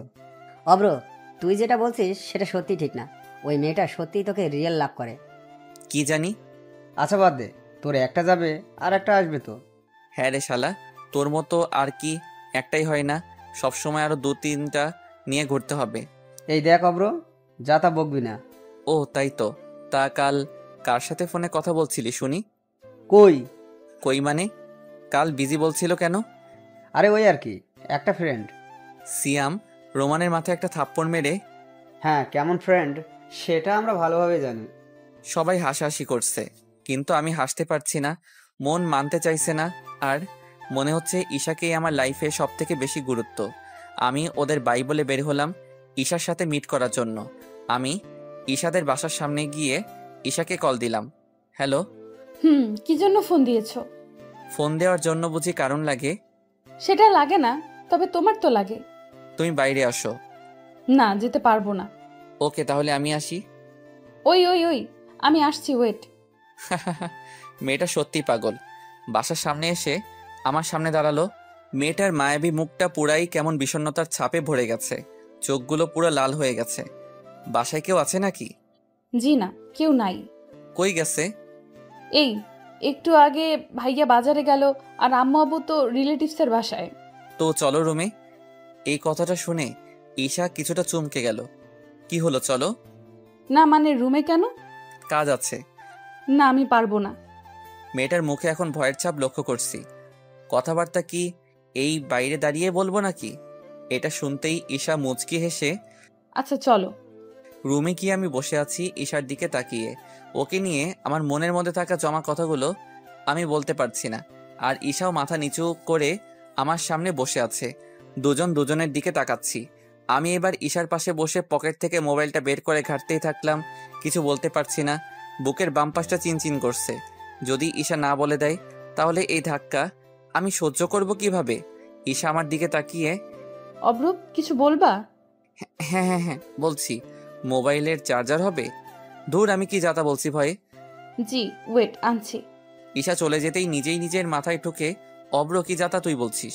ঈশা আমাকে চার্জার এগিয়ে দিল। আমি ওর সামনে দাঁড়িয়ে হাত বাড়াতেই আমাকে চার্জার এগিয়ে দিল। আমি চারদিকে তাকিয়ে দেখলাম মেঘ আস্তে আস্তে কালো হয়ে আসছে। শালা, এটা পাবজি খেলা। মাথা শুধু চার্জার খুঁজতেই জানে, প্রেমের কথা বলতে জানে না। ফোনটা চার্জে বসিয়ে আমি ঈশার পাশে বসলাম। হঠাৎ বৃষ্টি শুরু হয়ে গেল, আর সাথে বজ্রঘাত। ঈশা কানে হাত দিয়ে ভয়ে ভয়ে বসে আছে। হঠাৎ একটা জোর বাস পড়তেই ঈশা চিৎকার করে ও মা গো, বাঁচাও। এটা বলে আমাকে জোর করে চেপে ধরলো। ঈশা থরথর করে কাঁপছে ভয়ে। আমি আছি, কিছু হবে না, ছাড়ো আমায়। না না, ভয় করছে, প্লিজ ছাড়ো না আমায়। এটা বলেই ঈশা আমার দিকে তাকিয়ে লজ্জা পেয়ে গেল, আবার আমার বুকেতে মাথা লুকিয়ে নিল। যত বেশি করে বাজ পড়ছে তত ঈশা ভয়ে আমায় আরো চেপে ধরছে। আমিও ঈশাকে খুব জোরে চেপে ধরছি। আমি ঈশাকে আবার ছাড়াতে চাইলে বলছি না আমাকে ছাড়বা না? যদি সারা জীবন এভাবে ধরে রাখি তবু ছাড়তে বলবি না বুঝি? এটা শুনতেই ঈশা আমাকে আরো জোরে চেপে ধরে আমার বুকে আরো মাথাটা গুজে গিয়ে বলবো না। ঈশা এবার আমার মুখের দিকে তাকাতেই ওর মুখে একটা বিদ্যুৎ চমকানোর আলো পড়তেই আমি আমার হাত ওর মুখে ঢেকে দিতেই ঈশা হেসে ভয় করো না, কিচ্ছু হবে না আমার। সত্যি আমি ভয় পেয়ে গিয়েছিলাম। একটা মানুষকে হারানোর ভয় তো তখনই হয় যখন মন তাকে পুরোপুরি মেনে নেয়। কেন? তুমি আজ পাশে আছো তাই। তাই? হুম। ঈশা, আমি তোমায় ভালোবাসি। এটা শুনে মেয়েটা পুরাই আত্মহারা হয়ে গিয়ে খুশিতে সত্যি? আমিও ভালোবাসি। আবার একটা বাজ পড়তেই ঈশা আমায় চেপে ধরতেই হাই লাগে 440 ভোল্ট। আমি ঈশার কোমরে হাত দিতেই ঈশা কিছুটা ঘাবড়ে গিয়ে অব্র, ভয় করছে এখন খুব। কেন? জানি না তো। বুঝলাম, বাজ পড়ছে বলে। ওই জন্য না। তবে ঈশার কোমরে হাত দিয়েছি তার জন্য বলছে আমি শিওর? জানি না। আমি ঈশাকে কোলে তুলে এবার ওর বিছানায় তুলতেই ইলেকট্রিক চলে গেল। পুরো বাসা এখন অন্ধকার। ও আমায় ছাড়িয়ে ওয়েট, এমার্জেন্সি আনছি। আমি মুচকি এসে ধুর পাগলি, কাজ তো ফ্ল্যাশ লাইটে হয়ে যাবে। ঈশা কিছু বুঝতে না পেরে মানে? বুঝতে হবে না, কাছে আসো তো। আমি এটা বলেই আমি ওকে বিছানায় ফেলে আমি ওর উপর চেপে গেলাম। অন্ধকারে কিছুই দেখতে পাচ্ছি না, তবুও এখন যা খুশি দুষ্টামি করতে পারি আমি। আস্তে আস্তে আমার বাম হাতটা ঈশার পেটের উপর রাখতেই ঈশা লজ্জা পেয়ে মনে হয় আমার হাতটা চেপে ধরে। এই ফাজিল, ছাড়ো। না ছাড়বো না। ছাড়ো না, কাতুকুতু লাগে। ওকে, তাহলে আর একটু নিচে হাত নিয়ে যাই। ঈশারও লজ্জা পেয়ে, কুত্তা বিলাই হারামি, আজ মারবো কিন্তু তোমায়। মারাও তো সহজ আর কি। দেখবা। এটা বলেই উল্টে ঈশা আমার উপর চেপে আমার শার্টের বোতাম খুলতে লাগলো। এই ইজ্জত নিবা নাকি? নিব তো। আমি তো শুনেছি শুধু ছেলেরা ইজ্জত নিতে পারে। কেন, মেয়েরা পারে না বুঝি? কি জানি, তবে আমি ইজ্জত হানি করতে পারবো না। আমার ইজ্জত অনেক দাম কিন্তু। ঈশা আমার দুটো হাত চেপে ধরে আমার বুকে মাথা রাখে। ওই কুত্তা, এই জায়গাটা আমার নামে, আজ থেকে রেজিস্ট্রি করে রাখলাম। অন্য কেউ পেলে কিন্তু খবর আছে। তাই? জি, আর হ্যাঁ, অন্য মেয়ের দিকে তাকানো তো দূরের কথা, নামও যদি আনিস তোকে মেরে ফেলবো। এই তুই তুকারি কেন? যা খুশি করবো। আইসে যা খুশি করার, দাঁড়া দেখাচ্ছি মজা। আমি ঈশাকে আমার নিচে ফেলে আমি ওর পেটে হাত দিয়ে এই জায়গাটা আজ থেকে রেজিস্ট্রি করে রাখলাম। এই জায়গাটাতে আমাদের দুজনের ফসল উৎপাদিত হবে। কুত্তা, তোর মুখে বুঝি কিছুই আটকায় না? না, এই চলো না আজ একটু রোমান্স করি। পিচ্ছি পণ্ডিত আবার রোমান্টিক হবে আজ। তো সমস্যা কি? জি জনাব, সমস্যা আছে। কি সমস্যা? যদি কিছু হয়ে যায়। কি হবে? জানি না। কেন জানো না? আমি এবার ঈশাকে একটা কিস করলাম। ঈশা আমাকে ঝাপটে ধরে নিল, যেন আমায় ওর বুকের সাথে আমায় পিষে মারতে চায়। আমি খালি গায়ে আছি, ঈশা ওর নখ দিয়ে আমাকে খামচে ধরেছে আর মাঝে মাঝে হেসে বলছে, কুত্তা, যদি ছেড়ে যাও না তোমার খবর আছে। আমিও মজা করে বললাম, জমিতে চাষ করতে দাও, তাহলেই যাব না। ঈশা আবারও আমার বুকে কিল ঘুষি মারতে লাগলো। বাইরে এখনো ঝমঝম বৃষ্টি পড়ছে। ঈশা কেমন আস্তে আস্তে গরম হয়ে আসছে, আমায় আরো জোরে চেপে ধরেছে। ওর শরীর থেকে এখন যেন কেমন আলাদা কেমন ফিলিংস আসছে। আমার পায়ের উপর ওর পা ঘষাঘষি করছে। পরের দিন সকালে ঘুম থেকে উঠে রুমের বাইরে যেতেই দেখি সবাই আমাকে নিয়ে বিভিন্ন রকম সমালোচনা করছে। আমাকে দেখে সবাই মুখ ঘুরিয়ে নিল, কেবলমাত্র আপু ছাড়া। আমি সবার কাছে গিয়ে, কি হয়েছে আম্মু? আব্বু আমার দিকে ঘৃণার চোখে তাকিয়ে রইল। আম্মুও কোনো জবাব দিল না। আমি আম্মুর হাতে হাত রেখে, আম্মু কি হয়েছে খুলে বলবে তো? কারোর কি কিছু হয়ে গেছে না কেউ মারা গেছে? তোমরা এইভাবে বসে আছো যে? এই কথা শুনতেই আম্মুর চোখ থেকে টপ টপ পানি পড়তে লাগলো।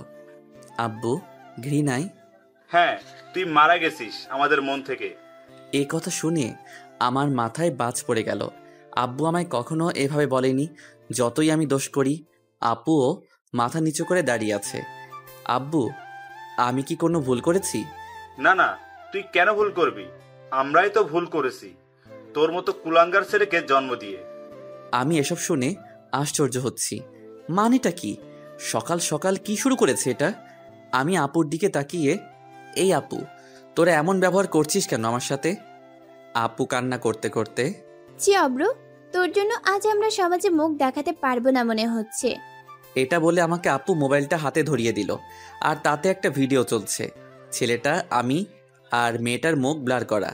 আরও ভালোভাবে ভিডিওটায় চোখ রাখতেই, আরে এটা তো আমি আর ঈশা, কাল রাতের ঘটনা। তবে ভিডিওতে কিভাবে সম্ভব? আমি আপুকে আলাদা একটা রুমে নিয়ে গিয়ে, আপু এই ভিডিও তুই পেলি কোথায়? জি অব্র, তুই এমন একটা কাজ করবি ভাবতে পারিনি। বলবি তো? জানি না কে একটা আননোন নাম্বার থেকে আব্বু আর আমাকে সেন্ড করেছে। কিন্তু কেন?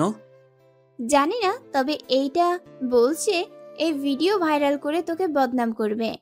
প্রতিটা কথা শুনে বারবার আমার মাথা কেমন যেন হতে লাগলো। আপু আমি রুম থেকে আসছি, এটা বলেই আমি রুমে এসে বসে পড়লাম। একটা মেয়ে আমায় এভাবে ফাঁসালো, আমি বুঝতে পারলাম না। না, ও ভিডিও করলই বা কেন? তার মানে কি ও আগে থেকে সব সেট আপ করে রেখেছিল? ধুর, কিছুই তো মাথায় আসছে না। আমি আমার মোবাইলটা হাতে নিয়ে ডাটা অন করতেই দেখি ঈশা আমাকেও ওই একই ভিডিও পাঠিয়েছে, যেটা কাল রাতে ওর সাথে হয়েছে। কিন্তু এসবের মানেটা কি? ও কি আমায় ধর্ষক বানাতে চাইছে? কিন্তু ও তো আমায় ভালোবাসে, তবে এসব কেন? এসব কথাগুলো ভেবে নিজে আরো বিরক্ত হয়ে যাচ্ছি। আস্তে আস্তে ঈশার উপর ঘৃণা জন্মাচ্ছে। একটু পর আব্বু এসে, বাসা থেকে বের হয়ে যা। মানে? সি অব্র, সি, তুই এজন্যই সেদিন বিয়ে বাড়িতে যেতে চাইছিলি না, যাতে বাসা ফাঁকা থাকে আর তুই সেই সুযোগ নিস। সি, এখনই আমার বাসা থেকে বাইরে বের হ। আব্বু তুমি ভুল বুঝছো। হ্যাঁ তা বুঝলাম, কিন্তু যেটা বর্তমানে ঘটেছে ভাবতে পারিনি আমার পোলা এমন কাণ্ড করবে। আব্বু তেমন কিছু হয়নি। আব্বু রেগে গিয়ে আমার রুম থেকে তুলে বাসার বাইরে ঘাড় ধাক্কা দিয়ে বাইরে বের করে দিল। আব্বু আমার দিকে একভাবে তাকিয়ে আছে কিন্তু কিচ্ছু বলছে না। আমার চোখের কোণে হালকা পানি এলেও সেটাকে নিয়ে আমি বাসা থেকে বাইরে বের হয়ে গেলাম। পকেটে বেশি টাকা নেই, তবে ব্যাংকে কিছু টাকা আছে। রাস্তায় বেসাহারার মতো ঘুরে বেড়াচ্ছি। ঈশাকে যে কল দিব সেটাও ইচ্ছে করছে না। আর এখনও এক কনফিউশনে পড়ে আছি যে ঈশা কেন আমার সাথে এমন করলো। আমার তো ওর সাথে কোনো শত্রুতা নেই। আমাদের মোড়ে বাস স্ট্যান্ডে মাথা নিচু করে বসে আছি। হঠাৎ রোমান এসে আমার পিঠে হাত রাখলো। আমি মাথা তুলতেই রোমান বুঝে গেল আমি প্রবলেমে আছি। রোমান ব্যাগ ট্যাগ নিয়ে হয়তো ওর মেসে ফিরে যাচ্ছে। ও মেসে থাকে এখন। আমি কাঁদতে কাঁদতে রোমানকে জড়িয়ে ধরলাম। বেস্ট ফ্রেন্ড মানেই তাকে পুরোটা জানানো। বেস্ট ফ্রেন্ড মানেই তাকে জড়িয়ে ধরে কান্না করা। বেস্ট ফ্রেন্ড মানেই তাকে সব কথা শেয়ার করা। রোমান আমার চোখ দুটো মুছে দিয়ে, কি হয়েছে দোষ, আমায় বল। কিছু না। প্লিজ বল না।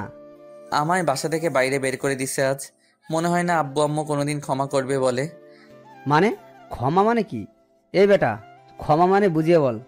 দোস্ত, আমায় খারাপ প্রমাণিত করছে কেউ। কি বলিস? কে সে? আমি পুরো ঘটনাটা খুলে বলতেই রোমান একটা দীর্ঘশ্বাস নিয়ে, চল দোষ, তুই আজ থেকে আমার সাথে থাকবি। আর তোকে যে এভাবে বদনাম করেছে তাকে আমি ছাড়বো না। চল তুই আমার সাথে। না দোস্ত, আমি তোর সাথে থাকবো না। থাকবি না মানে? তুই কি এখন গাছের নিচে দিন কাটাবি নাকি? আর খাবার না খেয়ে সারাদিন পানি খেয়ে থাকবি নাকি? ওসব ফিল্মেই মানায়, বাস্তবে না। তাও ঠিক দোস্ত। এবার রোমান আর আমি রোমানের ম্যাসে গেলাম। ও একা একটা রুমে থাকে। আমি ম্যাসে গিয়ে মাথা নিচু করে বসে আছি। রোমান এসে, এই জন্যই বলেছিলাম অব্র প্রেম ভালোবাসায় বিশ্বাস করিস না। শালা ধোকা খেয়েও আবার ধোকার জালে পড়তে গিয়েছিস, আর পড়েও গিয়েছিস। আমি একটু রেগে, এই তুই বন্ধ করবি তোর ভাঙা রেডিওর গান? বলে রাখলাম, এই রেডিওর গানই একদিন ভালো লাগবে। নাই মামার থেকে কানা মামার অনেক কদর বেশি, সেটা সময় আসলেই বুঝবি। আমি রোমানের কথা কানে না নিয়ে সোজা ওয়াশরুমে গিয়ে নিজের মুখটাকে বারবার দেখতে লাগলাম। শালা, এই ছেলেটা যাকে তাকে বিশ্বাস করে নাই। একভাবে আয়নার দিকে তাকিয়ে রইলাম। মাথা পুরো গরম আগুন। আমি এবার ঈশাকে ফোন দিলাম। দেখলাম তুলল না। আবার দিলাম, তবুও তুলল না। আবার ফোন দিলাম। ঈশা রিসিভ করতেই আমার বুকের বাম পাশটা কেমন যেন বারবার ধুক ধুক করতে লাগলো। আমি বুকটায় হাত দিয়ে আর এক হাতে ফোনটা কানে নিয়ে দাঁড়িয়ে রইলাম। আর চোখের কোণ থেকে একটা একটা করে পানির ফোঁটা পড়তে লাগলো। ঈশা হাসতে লাগলো। ও হয়তো জানে না এই পরিস্থিতিতে ওর হাসি আমায় কতটা কষ্ট দিচ্ছে। আমি নীরবে কান্না করেই যাচ্ছি আর ঈশা ওপাশ থেকে হাসছে। আমি এবার নিজের মনকে শক্ত করে, ঈশা, তুমি এমন করার মানে কি?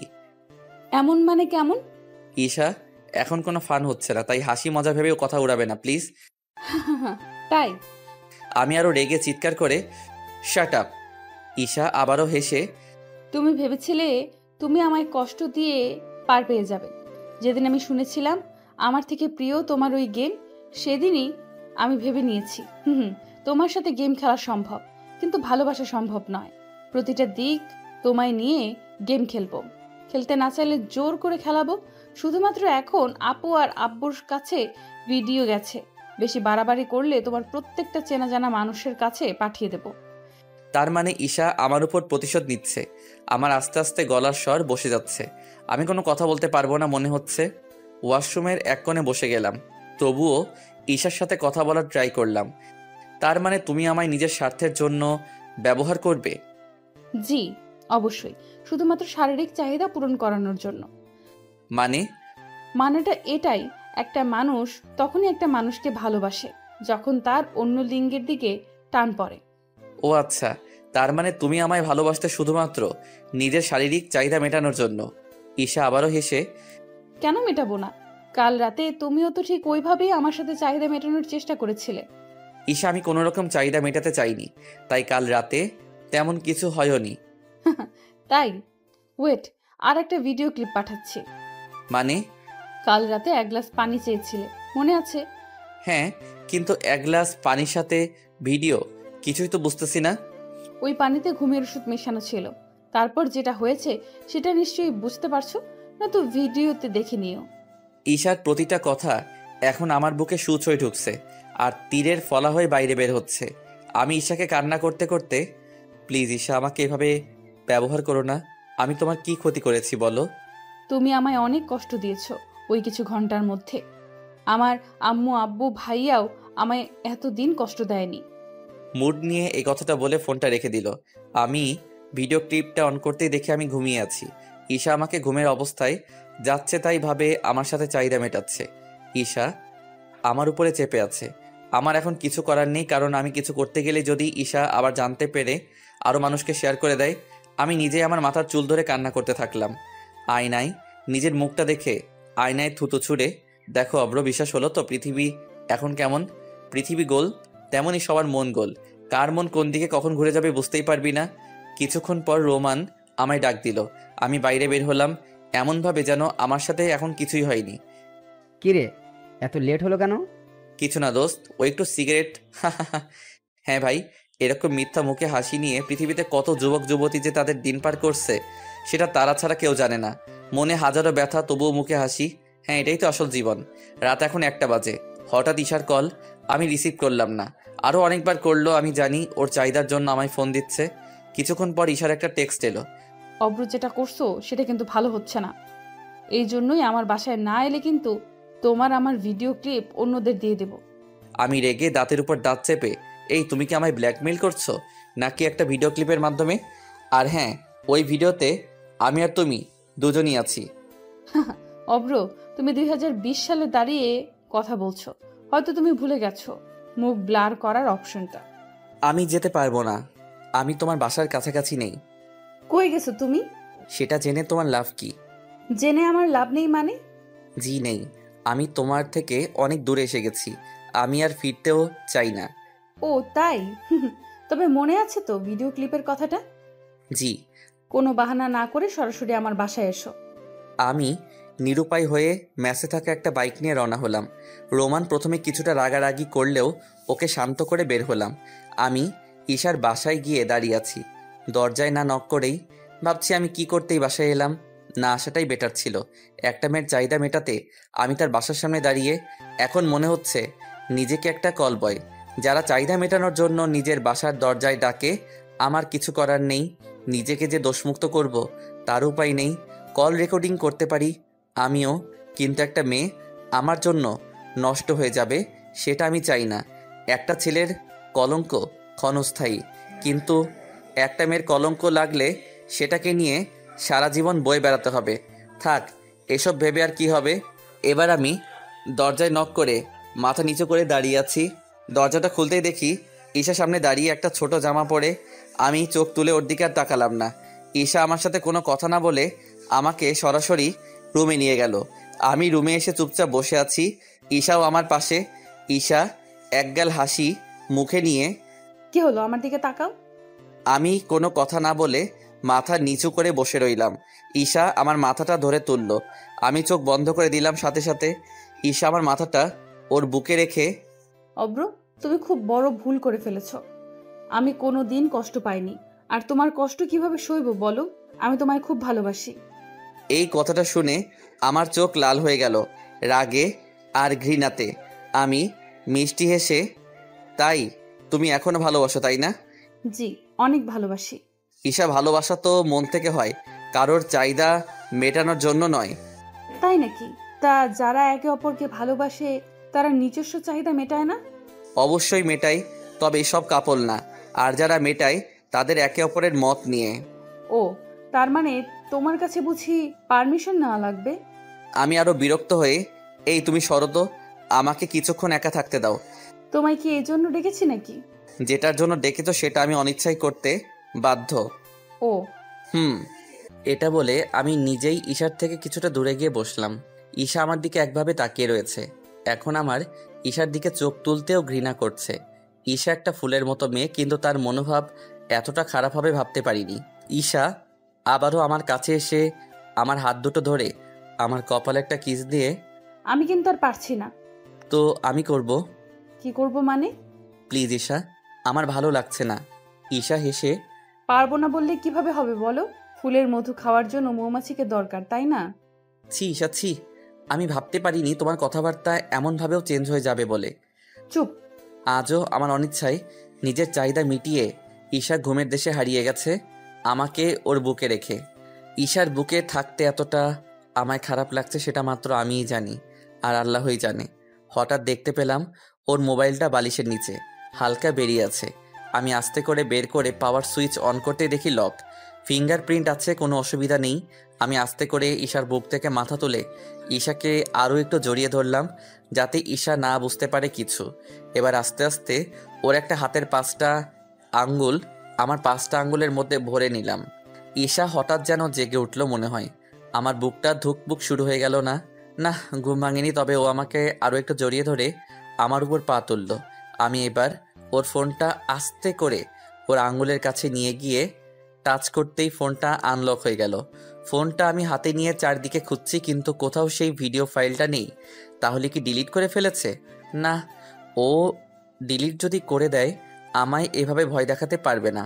আমি এত স্পিডে ফোন ঘাঁটছি যে আমার হাত পা অটোমেটিক কাঁপা শুরু হয়ে গেল। নিজেকে শান্ত করলাম। অভ্র, কুল কুল, ফোন যখন পেয়েছিস নিশ্চয়ই এখানেই আছে। টানা 30 মিনিট খুঁজে চলেছি, কিন্তু কোনো ফাইলেও পাচ্ছি না। দেখি তো ফাইল হাইড করে রেখেছে নাকি। ওই অপশন চালু করার কিছুক্ষণ পরেই দেখি একটা ফাইলে 5টা ভিডিও আছে। আমি সাথে সাথে আমার মোবাইলে শেয়ার করে নিয়ে ডিলিট করে দিলাম ওই ভিডিওগুলো। এবার একটা দীর্ঘশ্বাস ফেলে মনে মনে, ঈশা, তোমার খেলা শেষ। যেভাবে তুমি আমায় ব্ল্যাকমেল করছিলে, এবার থেকে তোমায় আমি করব। তোমায় শুধু বুঝাবো কাউকে ভয় দেখানোর পরিণতি কি। আমি আমার ফোনটায় আরও হার্ড লক দিয়ে রেখে ঈশার দিকে মুচকি হেসে ঘুমিয়ে পড়লাম। কাল মজা দেখাবো, কে কতটা বড় কাল বুঝাবো। প্রতিটা কথা শোধ নেব। ভোর হতেই আমি ঈশার বাসার বাইরে চলে এলাম। ঈশাই আমায় বের করে করে দিল। ঈশার দিকে তাকিয়ে মুচকি হেসে, বা ঈশা, এটা বলে আমি আবার ম্যাসে চলে এলাম। ম্যাসে আসার পরেই আমি সিমটা অফ করে দিলাম, কারণ ম্যাসে ওয়াইফাই আছে, প্রবলেম নেই। রাতে ওয়াইফাইয়ের স্পিড নেই দেখে আমি সিম অন করলাম। আর ঈশা কল করলেও অসুবিধা নেই, এখন আমি ওকে আর ভয় পাই না। আবারও আজ রাত 12টা বাজতেই ঈশার কল। অব্র, বাসায় আসো। আমি হেসে হেসে, কেন? জানো না কেন আসতে হবে? জানি, তবে ওসব আমি আর করতে চাই না। কি করতে চাও না মানে? মনে রেখো, তোমার মান সম্মান সব আমার কাছে। জি জানি তো, তবে এটাও মনে রেখো বাপেরও বাপ আছে। মানে? মানেটা খুব সহজ, আমি যেতে পারবো না। আর যত তাড়াতাড়ি পারো আমার আব্বু আপুর কাছে ভুল স্বীকার করো। মানে? কিছু না, আমি তো ভাবছি তোমার মতো মেয়ের ভাইয়াকে আমার আপু কেন সিলেক্ট করেছে। না জানি সে কত খারাপ। ঈশা চিৎকার করে, অব্র, আমার ভাইয়ার নামে আর একটা বাজে শব্দ করলে তোমার জিভ টেনে ছিঁড়ে ফেলবো। তাই? তাহলে ভেবে দেখো তোমার ভাইয়ার দিকে তোমার কত খেয়াল, কিন্তু আমার আপু আব্বুর কাছে আমি কত খারাপ। আমি তোমার কেউ না হলেও তো হবু ভাবির একমাত্র ভাই। কেউ না, কে বলেছে? আমি তো তোমায় ভালোবাসি। বাজে বকে সময় নষ্ট করো না, ফোনটা রাখো। আমি বাজে কথা বলতে ভালো লাগে না। ওই, তোর মান সম্মান কিন্তু আমার হাতে, জলদি বাসায় আয়। হা হা হা, আমায় কেন বাসায় যেতে হবে তোমার ভাইয়ার কাছে গেলে? ওটা ভাবতে পারছো? মানে? মানেটা খুবই সহজ, আমি যাব না। আর কাল সকালে আমার আব্বু আপুর কাছে ভুল স্বীকার করে এসো। ঈশা ধমকে আমায়। এই অব্র, তোর তো দেখি খুব আশকারা বেড়ে গেছে। আমি প্রচণ্ড রেগে চিৎকার ও ঘৃণায়, চুপ! তোর মতো মেয়ে আমায় ভালোবাসে, যাকে ভালোবাসে তার সাথে এইভাবে পরপর 2 দিন প্রতারণা। আমি চাই না তুই মানুষের কাছে তুই একটা কলঙ্ক নিয়ে ঘুরে বেড়া। আমি তো কিছু বুঝতে পারছি না। তোমার জিনিস এখন আমার কাছে, দেবো নাকি অন্যদের বিলিয়ে? মানে?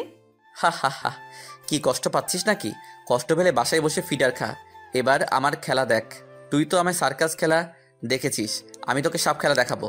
এটা বলেই কলটা রেখে দিলাম। এরপরে আমি চুপচাপ ঘুমিয়ে পড়লাম, ফোনটা সাইলেন্ট করে। সকালে উঠে দেখি 999+ এর উপরে মিসড কল। নিজেকে এবার খুব প্রশান্তিতে অনুভব করছি। ঈশা, তুই আমায় যে কষ্ট দিয়েছিস তোকে হাড়ে হাড়ে টের পাইয়ে দেবো যে কাকে কষ্ট দিলে কার কতটা কষ্ট মনে হয়। সকালে উঠে ফ্রেশ হয়ে আমি বাসার দিকে রওনা হলাম। আমার এখন ভয় করছে না, এখন পুরোপুরি আমার হাতে প্রমাণ আছে। আর আমি যদি ফাঁসি ও নিজেও ফাঁসবে। বাসায় গিয়ে দেখি এখানে তো ঈশা আবার অন্য খেলা দেখাচ্ছে।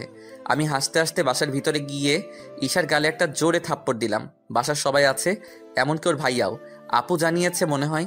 ঈশা গালে হাত দিয়ে মাথা নিচু করে দিল, সাথে সাথে আমার পায়ের উপর ওর চোখের জল পড়ছে। হয়তো পাপের পূর্ণ করছে। চোখের জল আমার পায়ের উপর ফেলে। ঈশা কান্না করছে নাকি অভিনয় সেটা আমি এখনো বুঝতে পারছি না। কান্না করলে করুক, তাতে আমার কি। ঈশার ভাইয়া আমাকে রেগে, অব্র, তোমায় একটা ভালো ছেলে ভাবতাম, কিন্তু একটা মেয়ের উপর হাত তুললে আমি ভাবতেও পারিনি তুমি এরকম একটা বাজে ছেলে হবে। ও তাই? আপনার বোন বুঝি ধোয়া তুলসী পাতা? আমার আব্বু তখনই আমার জামার কলারটা তুলে ধরে, তোর এত বড় সাহস, বড়দের মুখে মুখে কথা বলিস? আব্বু শোনেন, আব্বু শোনেন। আঙ্কেল, আমি আপনার মেয়ের মতো, আর আমার গালে থাপ্পড় মারলো আপনি ওকে এত সহজে ছেড়ে দেবেন নাকি? দিন একটা আপনিও থাপ্পড় আজ আমার গালে মেরেছে। কিছুদিন আগে ওই ঘটনা ঘটিয়ে আপনার মুখে চুন কালি মাখিয়েছে। ঈশার কথা শুনে আমি বারে বারে অবাক হয়ে যাচ্ছি। একটা মেয়ে নিজের কষ্টের প্রতিশোধ নেওয়ার জন্য কি কি না হয় করতে পারে। আব্বু আমার কলারটা ধরে ঠেলে ফেলে দিয়ে, এই আমার পোলা নয়, বিশ্বাস করো মা, এ আমার বংশের রক্ত নয়। সি সি সি, সবার সামনে আমাকে এভাবে অপমান করলো। আব্বুর ভুল বোঝা দেখে আমি নিজেকে সামনে না রাখতে পেরে, ভাইয়া আপনার কিছু বলার থাকলে আপনিও বলতে পারেন। আপনাদের ভাই বোনের শিরাতেও তো আপনার বোনের মতোই রক্ত বইছে। আপনার বোন এতটা খারাপ, মিথ্যাবাদী, প্রতারক আমি কখনো বুঝতে পারিনি। অব্র, আর একটা কথাও আমার বোনের নামে শুনতে চাই না। আমার বোন 100তে 1টা। এটা শুনে ঈশা একটু ভাব দেখিয়ে কলার চুলগুলো ফু দিল। আমি আরো রেগে গিয়ে, এই মেয়েকে আমি এত সহজে ছেড়ে দেব না। জি, 100তে 1টা। কারণ আপনার বোনের মতো অন্যদের বোনগুলো প্রতারক নয়। জানেন আপনার বোন কি করছে? কেন, কি করছে আমার বোন? আব্বু আম্মু আর আপু, তোরা একটু নিজেদের রুমে যা তো। এটা বলতেই আপু আম্মু আব্বুকে নিয়ে একটা রুমে চলে গেল। আমি এবার হেসে হেসে ঈশার দিকে তাকিয়ে ঘৃণা ও রাগী মনোভাব নিয়ে, দুলা ভাই, আমি যেটা এখন দেখাতে চলেছি সেটা আপনি দেখতে পারবেন তো? না দেখতে পারার কি আছে? শুনলাম তুমি একটা মেয়ের সাথে বেড শেয়ার করেছো। ও তাই? তা মেয়েটাকে জানতে চাইবেন না? এই ঈশা, রুমে যা। ঈশার এবার খুব ভয় পেয়ে, থুর ভাইয়া, ওসব ছাড়তো, চল বাসায় যাই, ভাল লাগছে না। এটা বলে ওর ভাইয়ার হাত টেনে ধরতেই আমি পথ আটকিয়ে, দাঁড়ান ভাইয়া, যাচ্ছেন কোথায়? আমি খারাপ? তার আরও কিছু খারাপ জিনিস দেখে যান। ঈশা আমার দিকে রেগে কটমটিয়ে তাকিয়ে, আপনার ফালতু জিনিস দেখার মতো আমার কাছে কোনো টাইম নেই। আপনি কেমন সেটা আমার জানা হয়ে গেছে। এই যে মিস ঈশা, বড়দের মাঝে নাক গলাবেন না। আর আপনার এত জ্বলছে কেন? এবার আমি একটু মুখটা আড়াল করে ঈশার দিকে হেসে, আপনি নন তো তাহলে? ঈশার ভাইয়া কিছুটা শুনতে পেয়ে, অব্র, কি বললে আমার বোনকে? তোমার সাথে ও বেড শেয়ার করেছে? তোর ছোট লোক জানোয়ার। এত গালাগালি দিতে দিতেই আমার গালে হাত তুলতেই আমি ঈশার ভাইয়ার হাতটা খুব শক্তভাবে ধরে, ভাইয়া যে গালিগুলো আমাকে দিলেন সে গালিগুলো আমার মতো আপনার বোনও কিন্তু পাওয়ার সমতুল্য। ঈশার ভাইয়া আরও রেগে গিয়ে ঈশার কাছে গিয়ে, ঈশা, অব্র যা বলছে সব কি সত্যি? ঈশা এমন অভিনয় করছে, ওর সামনে মনে হচ্ছে কোনো একটা অভিনেতাকে ভাড়া করে নিয়ে আসা হয়েছে আমাদের বাসায়। ঈশা ওর ভাইয়ার হাত ধরে খুব কান্না করে করে, ভাইয়া, আমি ওর ভিডিওটা ওদের বাসার সবাইকে দিয়েছি বলে ও এইভাবে আমায় শাস্তি দিতে চাইছে। ভাইয়া, ওর কথা একদম বিশ্বাস করবা না। ভাইয়া, এখানে আমার এক মুহূর্ত থাকতে দম বন্ধ হয়ে আসছে। আমি আর এখানে থাকতে চাই না। ঈশার ভাইয়া ধমক দিয়ে আবারও ঈশাকে, ঈশা, অব্র যা বলেছে সত্যি হলে কিন্তু তোর এই ভাইয়া তোকে আর কোনোদিন চিনবে না। আবারও ঈশা আরও বেশি ঢং করে কান্না করতে করতে, ভাইয়া, আমায় বিশ্বাস করো, আমি এসবের কিছুই জানি না। দেখছো না কেমন আমার দিকে তাকিয়ে আছে? মনে হয় এর পরের বারে আমায় বেডে তুলতে চায়। ভাইয়া, চলো এখান থেকে। ওর ভাইয়ার সারা শরীরে লোম দাঁড়িয়ে গেছে, শিরাগুলোতে রক্ত মনে হচ্ছে থেমে গেছে। দাঁতে দাঁত লাগিয়ে আমার কাছে এসে, অব্র, আমার বোনের থেকে দূরে থাকবি, নয়তো তোকে আমি মেরে ফেলবো। আমি হেসে হেসে, সে তো কবেই ছেড়ে দিয়েছি। প্রতারকদের থেকে দূরে থাকাটাই বেটার। ঈশা আমার দিকে তাকিয়ে মুচকি হাসছে। আমি ওর হাসি দেখে আরও রেগে গেলাম। এই হাসিটা এককালীন আমার খুব প্রিয় ছিল, কিন্তু আজ আমার এই হাসিটা আমায় বেশি করে ঘৃণা জন্মে দেয় আমার প্রতি। ধন্যবাদ ভাই। এটা বলে ঈশার ভাইয়া মাথার চুলগুলো ঠিক করছে। আমি তখনই, ভাইয়া মাথাটা একটু ঠিক করে নিন, নয়তো একটু পরে যেটা আপনি দেখতে চলেছেন সেটা দেখে হয়তো আপনি নিজে ঠিক থাকতে পারবেন না, কি করবেন কি না করবেন।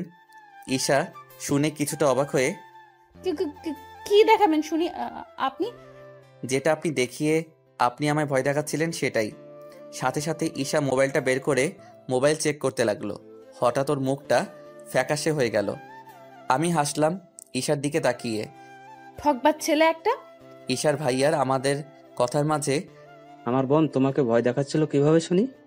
আমি পকেট থেকে মোবাইলটা বের করতেই ঈশা সাথে সাথে আমার পায়ে পড়ে গেল আর আমার পা জড়িয়ে। অব্র প্লিজ প্লিজ অব্র। ঈশার ভাইয়া ঈশাকে ছাড়াতে চাইলেও ঈশা আমার পা ছাড়তে চাইল না। ঈশার ভাইয়া অবাক হয়ে গিয়ে, আমার বোন তোমার পা এভাবে জড়িয়ে ধরে আছে কেন? ঈশা তুমি নিজেই বলবা নাকি আমি ওটা দেখে প্রমাণ করে দিব? ঈশা এবার উঠে দাঁড়িয়ে ওর ভাইয়ার সামনে, ভাইয়া। কি করেছিস বল? আমি চিৎকার করে, আম্মু আব্বু আপু সবাই বাইরে বেরিয়ে আয় জলদি। এবার সবাই বেরিয়ে আসতেই ঈশা সবার সামনে দাঁড়িয়ে, আমায় ক্ষমা করবেন, এতে অব্র যতটা দোষী ততটা আমিও দোষী। এটা বলে ঈশা মাথা নিচু করে কান্না করতে থাকলো। ওর ভাইয়া চিৎকার করে, মানে সবটা খুলে বল। ভাইয়া যেটা তুমি শুনেছো সবটা ঠিকই, কিন্তু ও যে মেয়ের সাথে ওসব করেছে সেটা আমি। এটা শোনার সাথে সাথে সবার মাথায় বাজ পড়ে গেল। আমার আম্মু এবার রেগে আগুন হয়ে গেল। আপু আম্মুকে ধরেছে আর আম্মু, তাহলে আমার ছেলেকে বদনাম করার মানে কি? এই মেয়ে বলো, তুমিও তো সমান দোষী। ঈশার ভাইয়া এসব শোনার সাথে সাথেই মাথায় হাত দিয়ে বসে পড়ল। ঈশা কান্না করতে করতে, আন্টি আমাকে ভুল বুঝবেন না প্লিজ। আমরা রুমে বেড শেয়ার করেছি ঠিকই, কিন্তু আমি অব্রকে সত্যি অনেক ভালোবাসি। আন্টি আমায় ক্ষমা করে দিন। আমি আপনার ছেলের উপর পরপর অত্যাচার চালিয়েই গেছি, কারণ আমি খুবই জেদি। বিশ্বাস করুন, আমি এরকম করতে চাইনি। প্লিজ আমায় বিশ্বাস করুন। ঈশার ভাইয়া, তোরা তার মানে রিলেশনে ছিলি? ঈশা কান্না করতে করতে, জি ভাইয়া ছিলাম। তাহলে তোর লজ্জা করলো না যাকে তুই ভালোবাসিস তাকে বাসার মানুষের সামনে ছোট করতে? ভাইয়া আমার ভুল হয়ে গেছে। চুপ, আমি তোর ভাইয়া না। আমি জানতাম আমার বোন একটা ছিল, সে মারা গেছে। তোর মতো বোনের থেকে বোন না থাকা অনেক ভালো। প্লিজ ভাইয়া। এটা বলে ঈশা ওর ভাইয়ার পায়ে ধরতে ওকে ঠেলে ফেলে দিয়ে, বাসায় আজ থেকে তোর কোনো ঠাঁই নেই, যেখানে খুশি যেতে পারিস। ঈশার ভাইয়া আমার কাছে এসে মাথা নিচু করে আমার হাত ধরে, অব্র সরি, তুমি যতটা দোষী তার থেকে আমার বোন আরো বেশি দোষী। এটা বলে ভাইয়া আমাদের বাসা থেকে বের হতে যাবে। ঈশা ওর ভাইয়ার পা ধরেছে তো আর ছাড়তেই চাইছে না। ওর ভাইয়া ওকে আবার ঠেলে দিয়ে, বলেছি না আমার বোন মারা গেছে। ভাইয়া প্লিজ, আমি তোমাদের ছাড়া থাকতে পারবো না, প্লিজ। ওর ভাইয়া কোনো কথা না শুনে সোজা চলে গেল। ঈশা আমাদের সামনে অসহায়ের মতো দাঁড়িয়ে আছে। আব্বু আম্মু আপু সবাই চুপ আছে। আমি ঈশার দিকে তাকিয়ে হো হো করে হেসে উঠে, কি বলেছিলাম না বাপেরও বাপ আছে। ঈশা মাথা নিচু করে, ভাইয়া আমায় মাফ করে দাও প্লিজ। আমি আরো হেসে, মনে আছে আমার প্রতিটা কষ্ট, আমার অনিচ্ছাতে ছিছি ওসব মুখে কিভাবে কথা আনি। যাও আমার বাসা থেকে বেরিয়ে। আমি কোথায় যাব? যেখানে মন চায় সেখানে যাও। পথে যাও, দেখো কাউকে আমার মতো ভয় দেখে কিছু লুটতে পারো কিনা। যাও, বের হও আমার বাসা থেকে। ঈশা সোজা আমার আব্বুর পায়ে পড়ে যেতেই আব্বু পা না ধরতে দিয়ে ওর দিকে না তাকিয়ে, অব্র যা বলছে ঠিকই বলছে। ঈশা খুব কান্না করছে আর ফুপিয়ে ফুপিয়ে বলছে, আঙ্কেল আপনারা আমায় একটা আশ্রয় দেন। আমার বাসায় আমায় আর কোনো দিন ঢুকতে দেবে না। আমার ভাইয়ের কথাই শেষ কথা। আমাকে আপনারা যেভাবে রাখবেন আমি সেভাবেই থাকবো। আমি হেসে, আম্মু তুমি বলছিলে না কাজের মেয়ে দরকার, এই তো পেয়ে গেছো তোমরা। এত যখন রিকোয়েস্ট করছে রেখেই দাও তাহলে, বুঝলে? আম্মু হেসে ঈশার দিকে ঘৃণার চোখে তাকালো। আচ্ছা আজ থেকে তুমি আমাদের কাজের মেয়ে। এটা বলে আমি রুমে চলে এলাম। মেয়েটা ওভাবে সত্যি যখন কান্না করছিল আমার মনটা চুরমার হয়ে যাচ্ছিল। মেয়েটাকে আশ্রয় দেওয়াটা আমার আজ খুবই জরুরি। শত দোষ করুক কিন্তু ভালো তো এখন ওকেই বাসি। কাজের মেয়ে আমি বানাতে চাইনি, মাত্র তার এখন আশ্রয় দরকার একটা, আর সেটাই আমি দিয়েছি। আমার আম্মু অতটা খারাপ না যে সব কাজ একসাথে করতে দেবে, আর এটা ছাড়া আমার কোনো উপায়ও ছিল না ওকে রাখার মতো। তবে ওর দেওয়া প্রতিটা কষ্ট আমিও দেব। কিছুক্ষণ পর আম্মু আব্বু আমার রুমে এসে, অব্র, আমরা তোকে অনেক ভুল বুঝেছি, তবে এতে তুইও দোষী। আমি মাথা নিচু করে, জি আম্মু, আমিও নিজেও দোষী দায়ভার নিচ্ছি, কারণ ভুল আমারও হয়েছে। আম্মু আমার পাশে বসে কাঁধে হাত দিয়ে, দেখ বাবা, এরকম আর করিস না। আজ তুই প্রমাণ দিয়ে নিজেকে দোষমুক্ত করতে পারলি।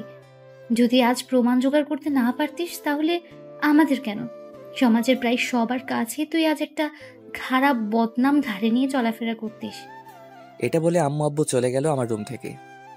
আপু আমার সামনে দাঁড়িয়ে আছে মাথা নিচু করে, হঠাৎ কেঁদে উঠল। আমি সাথে সাথে আপুর কাছে গিয়ে, এই তোর আবার কি হলো? তোর দুলাভাইকে আমি আগে কত ভালো ভাবতাম, কিন্তু আজ তোকে না জেনে না শুনে অপমান করলো, তা আমি কিছুতেই মেনে নিতে পারছি না। আপু ছাড় না, আমাকে না হয় রাগের মাথায় একটু একটু বকেছে। না ভাই, তোর এই অপমান আমি কিভাবে সহ্য করব বল? আমি আজই ওর সাথে সব সম্পর্ক নষ্ট করে ফেলবো। আপু এটা বলে আরো কান্না করতে লাগলো। আর কান্না করবেই বা না কেন, দীর্ঘদিনের সম্পর্ক যে। আমি আপুকে থামিয়ে, তুই কি যে বলিস না। আচ্ছা, তোকে যদি অন্য কেউ আজ ওরকম বাজে কথা আমার সামনে বলতো, আমি কি তাকে ছেড়ে দিতাম? তেমনি দুলাভাইও ওর বোনের হয়ে প্রতিবাদ করেছে। আরও আপু ফুপিয়ে ফুপিয়ে কান্না করছে আর বলল, এমনিতেও তো আজ সম্পর্কটা নষ্ট করে দিতেই হবে, তাই না? আমি কিছুটা আশ্চর্য হয়ে, কেন? আজ যা হলো তারপরেও কি আব্বু আম্মু আমাদের সম্পর্কটা মেনে নিবে? দেখ আপু, তুই বেশি বেশি চিন্তা করিস না তো। না মানলে তোদের ভাগিয়ে দেব, আমি পাশে আছি। এটা বলার সাথে সাথেই আপু আমার গালে একটা থাপ্পড় দিয়ে, এই অব্র, তোকে কি আমি আব্বু আম্মুর এই শিক্ষা দিয়েছি যে কাউকে ভাগাতে হেল্প করবি? আম্মু আব্বুর কথাটা একবার ভেবে দেখ, তারা কি বাইরের সমাজে মুখ দেখাতে পারবে? আম্মুর কথা ভেবে দেখ, যে 10 মাস 10 দিন গর্ভে রেখে একদিন প্রসব করে আমার লালন পালন করেছে। আজ আমার 23টা বছর তাদের মনে কষ্ট দিয়ে কিভাবে যাব? যে আব্বু নিজের জন্য একটা জামা না কিনে তোর জন্য আমার জন্য পড়ালেখার খাতা পেন আনে, তাদের ছেড়ে কিভাবে আমি যেতে পারি? তাই অব্র, খবরদার এমন কথা মুখেও আনবি না। আমি আপুর কথাগুলো একভাবে শুনলাম। নিজের ভালোবাসা তাহলে বিসর্জন দেবে? এভাবেই তো পৃথিবীর বুকে কত ভালোবাসা হারিয়ে যাচ্ছে। আমি আপুর হাতে হাত রেখে, জি আপু, তোর কথাগুলো সঠিক। আমি অত বুঝি না তো। ঠিক করেছিস আমায় থাপ্পড় মেরে, নয়তো তোর মুখ থেকে আজ এত ভালো কথা না শুনে হয়তো আমার জ্ঞানচক্ষু খুলতো না। তবে আমি আম্মু আব্বুকে বোঝানোর ট্রাই করব। এটা বলাতে আপু কিছুটা থেমে আমার গালে হাত দিয়ে, লাগেনি তো তোর? ধুর, কি যে বলিস না। লাগলে আমার গালেও মেরে দে। এই চুপ কর, তোর রুমে যা। অব্র, তোর কি মন খারাপ? না তো, আমি ঠিক আছি। অব্র, আমি তোর আপু, কিছু হলেও বুঝতে পারি। বুঝতে যখন পারছিস তাহলে জিজ্ঞাসা করছিস কেন? ঈশার জন্য খুব খারাপ লাগছে বুঝি। তুই চাইলে আমি তোর রুমে ওকে পাঠিয়ে দেব। এটা শুনতেই আমি আপুর দিকে বড় বড় চোখ করলাম। আপু আমতামতা করে, না না, মানে তোর মন খারাপ তো তাই বলছিলাম আর কি। বলবি না কেন? তুই কি ঈশার চামচা নাকি? আপু আমার মাথায় হাত বুলিয়ে, চামচা কেন হতে যাব? ও যেটা করেছে তার জন্য ওর উপর প্রচুর ঘৃণা হয়, কিন্তু ও তো একটা মেয়ে, আর ওর কষ্টটা আমি ফিল করতে পারি, হালকা হলেও পারছি। তার মানে কি তুই বোঝাতে চাইছিস ঈশা আমায় ভালোবাসে? দেখ আপু, বেশি নাটক করবি না ওর হয়ে। ওর কাছে যা, আমার কাছে আসবি না একদম। অব্র, তুই আমায় ভুল বুঝছিস। না, ভুল বুঝছি না। ঈশার কথা বললে আমার কাছে আসবি না প্লিজ। এটা বলে আপুকে দরজার বাইরে বের করে দিয়ে দরজা লাগিয়ে দরজায় গায়েতেই কান্না করতে করতে বসে গেলাম। এত ঘৃণা করি তবুও ওর কথাই কেন বারে বারে মনে পড়ে। যত ঘৃণা করতে চাইছি তত ভালোবাসা বেড়েই চলেছে। আমার মাথার চুলগুলো এখন কেমন উস্কো খুস্কো। আমি পুরুষ মানুষ, আমাদের মনে ব্যথার বৃষ্টি চললেও চোখে খুবই কম বৃষ্টি নামে। নামলে হয়তো সেটা মধ্যরাতে নামে। আমি উঠে আয়নার সামনে গিয়ে নিজের মুখটাকে দেখলাম। এই সেই অভ্র যে আগে হাসি মুখ নিয়ে এই আয়নার সামনে দাঁড়িয়ে থাকতো? না না, এটা সেই অভ্র নয়। এ তো সেই অভ্র যে দিনের পর দিন ব্ল্যাকমেইলের শিকার হয়েছে। আমি নিজের মুখ হাসি দেখার চেষ্টা করলাম, কিন্তু আয়নার দিকে তাকাতেই নিজের মুখকে নিজেরই দেখতে ইচ্ছা করে না। আমি ফিসফিস করে মুখ চাপা দিয়ে কান্না করতে লাগলাম। হঠাৎ আমার পাগলামি বেড়ে গেল। মাথায় হাত দিয়ে আছি, মাথাটা কেমন যেন করছে। মনে হচ্ছে এখনো আমার মাথায় রাগ আর ঘৃণা ছাড়া কিচ্ছু নেই। তাই নিজেকে আর কন্ট্রোল না করতে পেরে আয়নায় জোর করে ঘুষি মারতে লাগলাম। দুটো হাতে টপ টপ করে রক্তের ফোঁটা বেঁচেতে পড়ছে। আমি পুরো ঘেমে গেছি। নিজের এখন কোনো কিছুই ভালো লাগছে না। আমি আমার মাথায় হাত দিয়ে আয়নায় নিজের মুখটা দেখে নিজেই পাগলের মতো হা হা হা করে হেসে ঘৃণার চোখে হা হা হা, ছাড়বো না ছাড়বো না, এটা বলে নিজেই নিজের আনমনে হাসতে হাসতে বেডে গিয়ে শুয়ে পড়লাম। হাত দুটো বেডের পাশে ঝুলছে, টপা টপ করে রক্ত পড়ছে। দরজাটা খোলা আছে, হয়তো বাতাসের বেগে খুলে গেছে। আমি চোখ বন্ধ করে জোরে জোরে শ্বাস নিচ্ছি আর নিজেই নিজের আনমনে হেসে যাচ্ছি। আর মনে করছি সেই পুরনো দিনের কথাগুলো, যাতে আমার মনে আরো ঘৃণা জন্মায়। সেই প্রথম দেখা শীতলের চায়ের দোকানের সামনে, সেই তাকে হালকা ফ্লার্টিং, সেই শাড়ি পরে বিয়েবাড়িতে দেখা, সেই আমার বাসায় আপুর কাছে টিউশন নিয়ে আসা, সেই মেঘে আচ্ছন্ন সারারাত বৃষ্টিপাত আর বজ্রপাত, এটা মনে পড়তেই আরও নিজের শ্বাস প্রশ্বাসের গতি বেড়ে গেল। হঠাৎ বুঝতে পারলাম আমার রুমের পাশে নূপুরের শব্দ। হয়তো আপু আমার রুমের সামনে দিয়ে যাচ্ছে, কিন্তু ওটা আপু নয়, ঈশা। ঈশা আমাকে এই অবস্থাতে দেখে ছুটে এসে আমায় ওর বুকে জড়িয়ে নিয়ে চিৎকার করে, আন্টি, আঙ্কেল, আপু, জলদি আসেন। ঈশা কান্না করছে আর আমার হাত দুটোকে ওর হাতে রেখে কাঁচের টুকরোগুলো বের করছে। আম্মু, আব্বু, আপু আমার রুমে আসতেই আমার চোখ খুলে গেল। হঠাৎ আমি বিরক্ত হয়ে, ব্যাপার কি, আমার রুমে তোমরা কেন? হঠাৎই ফিল করলাম আমাকে ঈশা জড়িয়ে ধরে আছে। আমি রেগে ঘৃণায় ওকে ঠেলে আমার বেড থেকে ফেলে দিলাম আর ধমকে, তোমার সাহস কি করে হয় আমাকে টাচ করার? ঈশা এই কথাটা শুনেই ফুপিয়ে ফুপিয়ে কান্না করতে থাকলো। আম্মুও চিৎকার করে, এই মেয়ে, তোমার সাহস তো কম নয়। আম্মু আমার কাছে এসে আমার হাত দুটো দেখতেই আম্মু আরো চিৎকার করে কান্না শুরু করে দিল। নীলিমা, এই মেয়েকে আমাদের চোখের সামনে থেকে দূর হয়ে যেতে বল। ঈশা নিজেই ওর চোখ মুছে রুমে থেকে চলে গেল। আব্বু আমার কাছে এসে আমার মাথায় হাত রেখে, কি হয়েছে অব্র তোর? মাথা ঠান্ডা কর। আমি পাগলের মতো হেসে, না না আব্বু, কিচ্ছু হয়নি, এই দেখো, হা হা হা, যাও এবার আপু আব্বুকে রুমে নিয়ে যা। আপু এবার সাথে সাথে আব্বুকে নিয়ে আমার রুম থেকে বেরিয়ে গেল।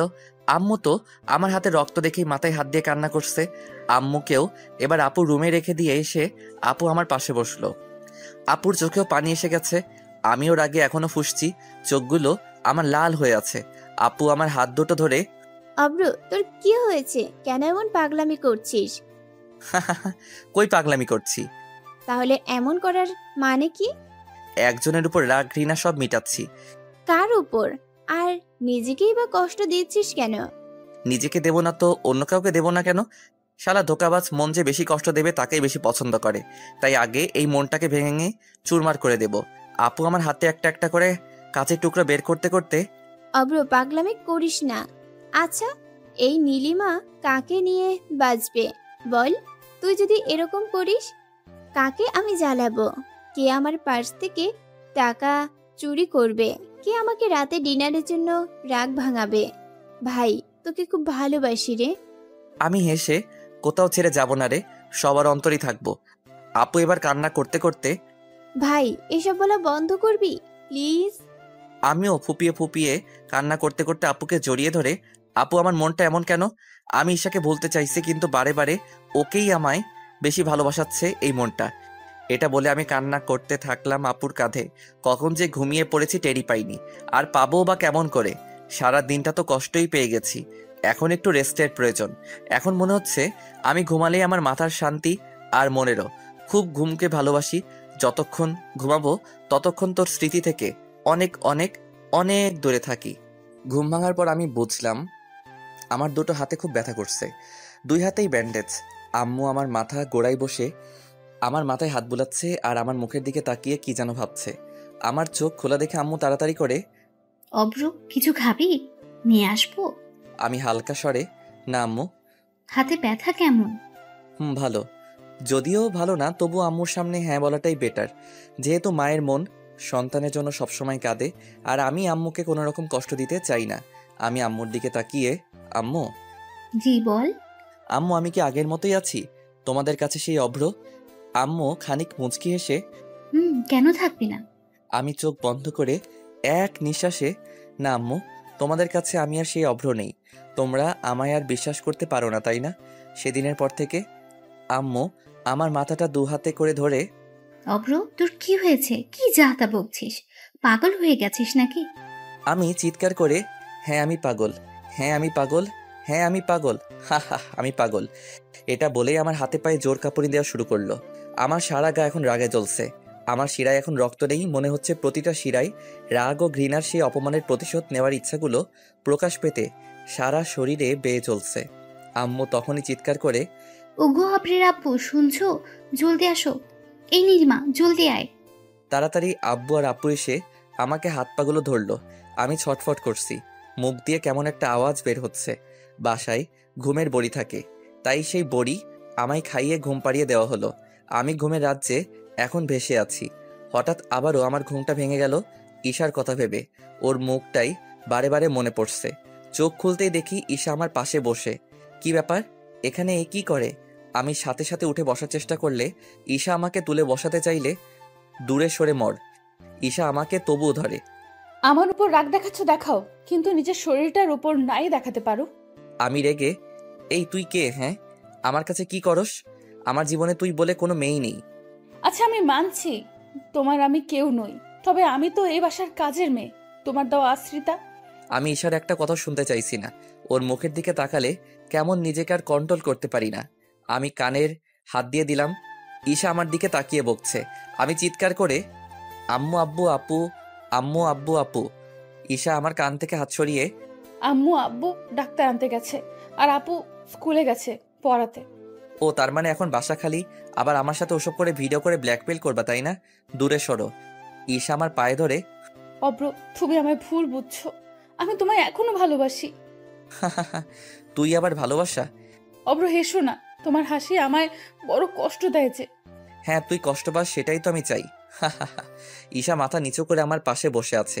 হঠাৎ আমার মাথা ওর বুকে টেনে নিয়ে আই লাভ ইউ অব্র। এটা বলতে আমি আরো রেগে গেলাম। এখন আর এই বুকে সেই সুখ শান্তি আমি পাই না। আমি বিরক্ত হয়ে ঈশা গেট লস্ট, আমি তোর মুখ দেখতে চাই না। ঈশা এবার কান্না শুরু করলো। আমি আরো বিরক্ত হয়ে বাহ, অভিনয়টা তো বেশ শিখেছিস। তা কোথা থেকে শিখেছিস শুনি? কন্টিনিউ করতে থাকো, নিশ্চয়ই ফিল্মে চান্স পাবা। ঈশা আর আমার কাছে না থেকে কান্না করতে করতে চলে গেল। আমি রুমে একা বসে আছি আর ভাবছি অভ্র নিজেকে সামলা, অভ্র নিজেকে সামলা, এগুলো ভাবছি আর একটা করে বড় দীর্ঘশ্বাস নিচ্ছি। এসব ভাবতে ভাবতে আবারও সেই ঈশার মুখটা আমার চোখের সামনে ভেসে আসছে। আমি মাথা নিচু করে ফুপিয়ে ফুপিয়ে আবারও কান্না শুরু করে দিলাম আর আল্লাহর কাছে বলতে থাকলাম, হে আল্লাহ, আমায় ভুলিয়ে দাও ঈশাকে, প্লিজ আল্লাহ। আমি আর বাঁচতে পারছি না। না পারছি ঈশাকে নিজের করে আপন করতে, না পারছি ওকে আরো বেশি দূরে আরো ঠেলে দিতে। মাথা নিচু করে বসে আছি সেই তখন থেকে, কিছু খাইনি। ঈশা আবারও এলো আমার রুমে। আমি ঈশার দিকে আর তাকালাম না। ঈশাও কোনো কথা না বলে খাবারের প্লেট হাতে নিয়ে আমার দিকে খাবার তুলে দিল। কিন্তু ঈশার হাতের খাবার এখন খাবার বলে মনে হচ্ছে না তো, বিষ নয় তো, কিন্তু খুব ক্ষুধাও লাগছে। আর আমি আমার হাত দিয়ে খেতে পারবো না। আমি নিজেকে শান্ত করে আগে তুমি খাও, এটা বলতেই ঈশা খানিক খুশি হয়ে না, আগে তোমায় খাইয়ে দিই, নেক্সট আমি খাবো। ওটি তো হচ্ছে না, আগে তুমি খাও। এবার ঈশা খাবার ওর মুখে তুলে নিল আর আমার দিকে তাকিয়ে খুশিতে হাসলো। মনে হয় আমি ওকে খাবার খেতে বলেছি বলে। এবার আমার দিকে খাবার তুলে দিল। আমি খাবার মুখে নিলাম। দেখি ঈশা আমায় দেখছে আর হাসছে। আমার হাসি আর সহ্য হচ্ছে না। আমি বিরক্ত হয়ে, ঈশা, আমি তোমায় নিজের ইচ্ছে খেতে বলিনি, শুধু টেস্ট করার জন্য বলেছিলাম। মানে? মানেটা খুব সহজ, তুমি যদি খাবারে বিষ মিশিয়ে আনো। এটা শোনার সাথে সাথেই ঈশা মাথা নিচু করে দিল। খাবারের প্লেট এক সাইডে রেখে ওর চোখগুলো হালকা মুছে অব্র, একটা কথা বলবো? না। কেন, আমি কি খুব খারাপ? হ্যাঁ, আর তোমার কথা আমার কাছে এখন সাপের বিষের থেকেও কিছু কম না। আর সেই বিষ আমার কানে যাতে না ঢুকে তার জন্য তোমার কোনো কথা শুনতে চাই না। প্লিজ অব্র, এইভাবে আমায় আর কষ্ট দিও না, আমি আর পারছি না। আমি দেওয়ার কে? সবার তো মালিক আল্লাহ। অব্র প্লিজ, আমি তোমার হাসির কারণ হতে চাই। কি বলে এই মেয়ে? অব্র, তুমি পাগল হয়ে গেছো নাকি? কি চাতা বলছো? এই কথাটা শুনতেই আমার মাথাটা কেমন টনটনিয়ে উঠল আর দাঁতে দাঁত চেপে নিজের দিকে দেখিয়ে, এই অভ্র, হ্যাঁ হ্যাঁ, এই অভ্র একদিন তোমার জন্য পাগল ছিল আর এখন তোমার দেওয়া প্রতিটা কষ্টের কয়েকটা রাতে নিজেকে হারাতে বসেছে। হ্যাঁ, আমি এখন পাগল শুধু তোমার জন্য, তবে তোমার দেওয়া কষ্টের প্রতিশোধ নেওয়ার জন্য। ঈশা কোনো কিছু রিয়্যাক্ট না করে আবারও আমার মুখে খাবার তুলে দিয়ে, আচ্ছা অব্র, আমি যদি মারা যাই তোমাকে দেওয়া কষ্টগুলোর কি তুমি প্রতিশোধ পাবে? এটা ঈশার মুখ থেকে শুনতেই ঈশার এই কথা আমার বুকে তীরের ফলার মতো গিয়ে লাগলো। সাথে সাথে আমি কেমন ইমোশনাল হয়ে পড়লাম। তবু নিজেকে সামলে, এসব বকে আমার কাছে তুমি এত সহজে পার পেয়ে যাবে ভাবছো? ঈশা ঠোঁটের কোণে মুচকি হাসি এনে, না, পার পেতে চাই না। দোষ যখন আমার, তখন শাস্তিও আমায় পেতে হবে। ঈশার মুখে এমন কথা শুনে কিছুটা কনফিউজড হয়ে গেলাম। তারপরেই মনে হলো, ধুর, মেয়ে নিজেকে কষ্ট দেবে না, অন্যকে দেবে। ঈশা আমার মুখটার দিকে তাকিয়ে রইল একভাবে, আর ওর চোখ থেকে এক টপাটপ করে বিন্দু বিন্দু ওর দুঃখ কষ্ট চোখ বেয়ে নেমে আসছে, আমি বুঝতে পারছি। Abhro, I love you so much. Abhro, I love you, I love you so much. Abhro, I love you, I love you so much. Miss you. এটা বলে আমার মুখে ধুয়ে চলে গেল। আবারও ফিরে এলো দরজা থেকে ঈশা কান্নায় হু হু করতে করতে। অব্র, আমি তোমায় খুব ভালোবাসি, বিশ্বাস করো। কিন্তু আমার একটা ভুলের জন্য তোমায় সারা জীবনের জন্য যে হারাতে হবে আমি ভাবতে পারিনি। আর তোমায় হারাতে আমি দেখতে পারবো না, তাই আমি হাসতে হাসতে, কি আমি? কিছু না। ওহ, বাসায় যাবা, যাও। আমি ঈশার কোনো কথা এখন আর বিশ্বাস করতে পারি না। গুড বাই অব্র। অব্র, একটা রিকোয়েস্ট রাখবা? না, আমার দ্বারা তোমার জন্য কোনো রিকোয়েস্ট রাখাই ইম্পসিবল। প্লিজ একবার আই লাভ ইউ বলবা? এই, দূরে সরে গিয়ে মরো। ঈশার আর এক মুহূর্ত আমার দাঁড়ালো না, শুধু যাবার আগে আমার পা দুটো ধরে সালাম করে বলে গেল, আসি অব্র, ভালো থেকো। ঈশার ওরকম কথা আমার কানে তুললাম না। আমি যেমন বসে আছি তেমনই বসে আছি। হঠাৎ পাশের রুম থেকে কেমন যেন ঈশার চিৎকারের শব্দ শুনতে পেলাম। সাথে সাথে আমার ভয় হাত পা কাঁপাকাঁপি শুরু করে দিল। আমি এক দৌড়ে পাশের রুমে গিয়ে দেখি ঈশা ফ্যানের মধ্যে কাপড় জড়িয়ে গলায় দেওয়া মাত্রই আমি ঈশার পা দুটো জড়িয়ে ধরে তুলে ধরলাম। ঈশা পাগুলো আমার থেকে দূরে সরাতে চাইলে আমি আরও ঈশাকে চেপে ধরলাম। হাতের কাছে টেবিল ছিল, মানে বেডের পাশেই, সেখানে একটা ছুরি। আমি ছুরি দিয়ে কাপড়টাকে কেটে ঈশাকে নিচে নামাতেই আমি চিৎকার করে, কি হচ্ছে এসব ঈশা? তোমার সব প্রতিশোধ নিমেষে মিটিয়ে দেওয়ার একটা উপায়, যাতে তুমি আমায় নিয়ে আর কোনো মিথ্যা কষ্ট না পাও। ঈশা, যেটা তুমি করছো সেটা কি ঠিক? ঠিক কিনা জানি না, তবে এতটুকু জানি, এটা করলে তুমি আমার দেওয়া কষ্ট থেকে মুক্তি পেয়ে যাবে। ও আচ্ছা। এটা বলে আমি বাইরে বের হতে যাব, ঠিক তখনই ঈশা আমায় পেছন থেকে জড়িয়ে ধরল খুব শক্ত করে। আমি ঈশার হাত ছাড়িয়ে, খবরদার আমায় টাচ করবা না। ঈশা কেমন যেন বিরক্তিকর শব্দে, তাহলে আমায় নিচে নামালে কেন? আমি তো বেশ একা থাকতে চেয়েছিলাম। ঈশার দিকে আমি আঙ্গুল তুলে, ঈশা, আমি এসব পছন্দ করি না। আমি আর ঈশার দিকে না তাকিয়ে সোজা রুমে এসে মাথা নিচু করে বসে রইলাম। আর ভাবতে থাকলাম, মেয়েটা কি পাগল হয়ে গেল নাকি? ওসব করতে যাচ্ছিল।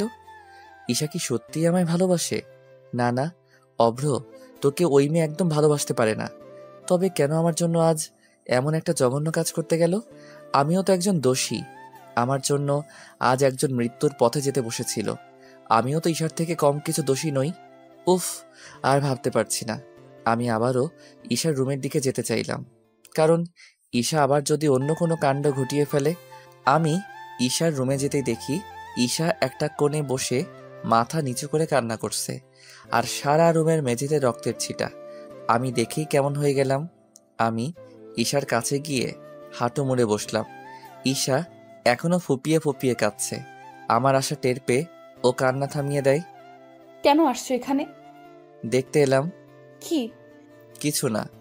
দেখা হয়ে গেছে, এবার যাও তাহলে। আচ্ছা। এটা শুনে ঈশা মাথা তুলে, অব্র, তোমার মনে কি আমার জন্য এতটুকু ভালোবাসা নেই? কেন আমায় এত কষ্ট দিচ্ছ আমার একটা ভুলের জন্য? আমি ওর দিকে তাকাতেই দেখি ঈশার কপালে রক্ত লেগে আছে। আমি গম্ভীর হয়ে, দেখি তোমার দুটো হাত। ঈশা দেখাতে চাইল না। আমি জোর করে ঈশার দুটো হাত আমার চোখের সামনে আনতেই আমার চোখে পানি এসে গেল। একটা মেয়ে আমার জন্য এইভাবে নিজের হাতগুলোকে কেটেছে, এখনো রক্ত থামেনি। আমি তাড়াতাড়ি উঠে ব্যান্ডেজ আর ওষুধ নিয়ে এলাম ওর কাছে। কিন্তু ঈশার হাত দুটো আগে খুব ভালোভাবে ধুতে হবে। ঈশা, চলো ওয়াশরুমে। না, আমি যাব না। চলো বলছি। না। ঈশা মানবে না আমি জানি, তাই ওকে আমি কোলে তুলে নিলাম। কোলে তুলে নিতেই ঈশা আমার বুকে মুখ লুকিয়ে, অব্র, একটা কথা বলি। বলো। তোমার বুকে এইভাবে সারা জীবন আমায় জড়িয়ে ধরো না। আমি কোনো দিন তোমায় কষ্ট দেব না, প্লিজ। আমি ঈশার কোনো কথায় কান দিলাম না।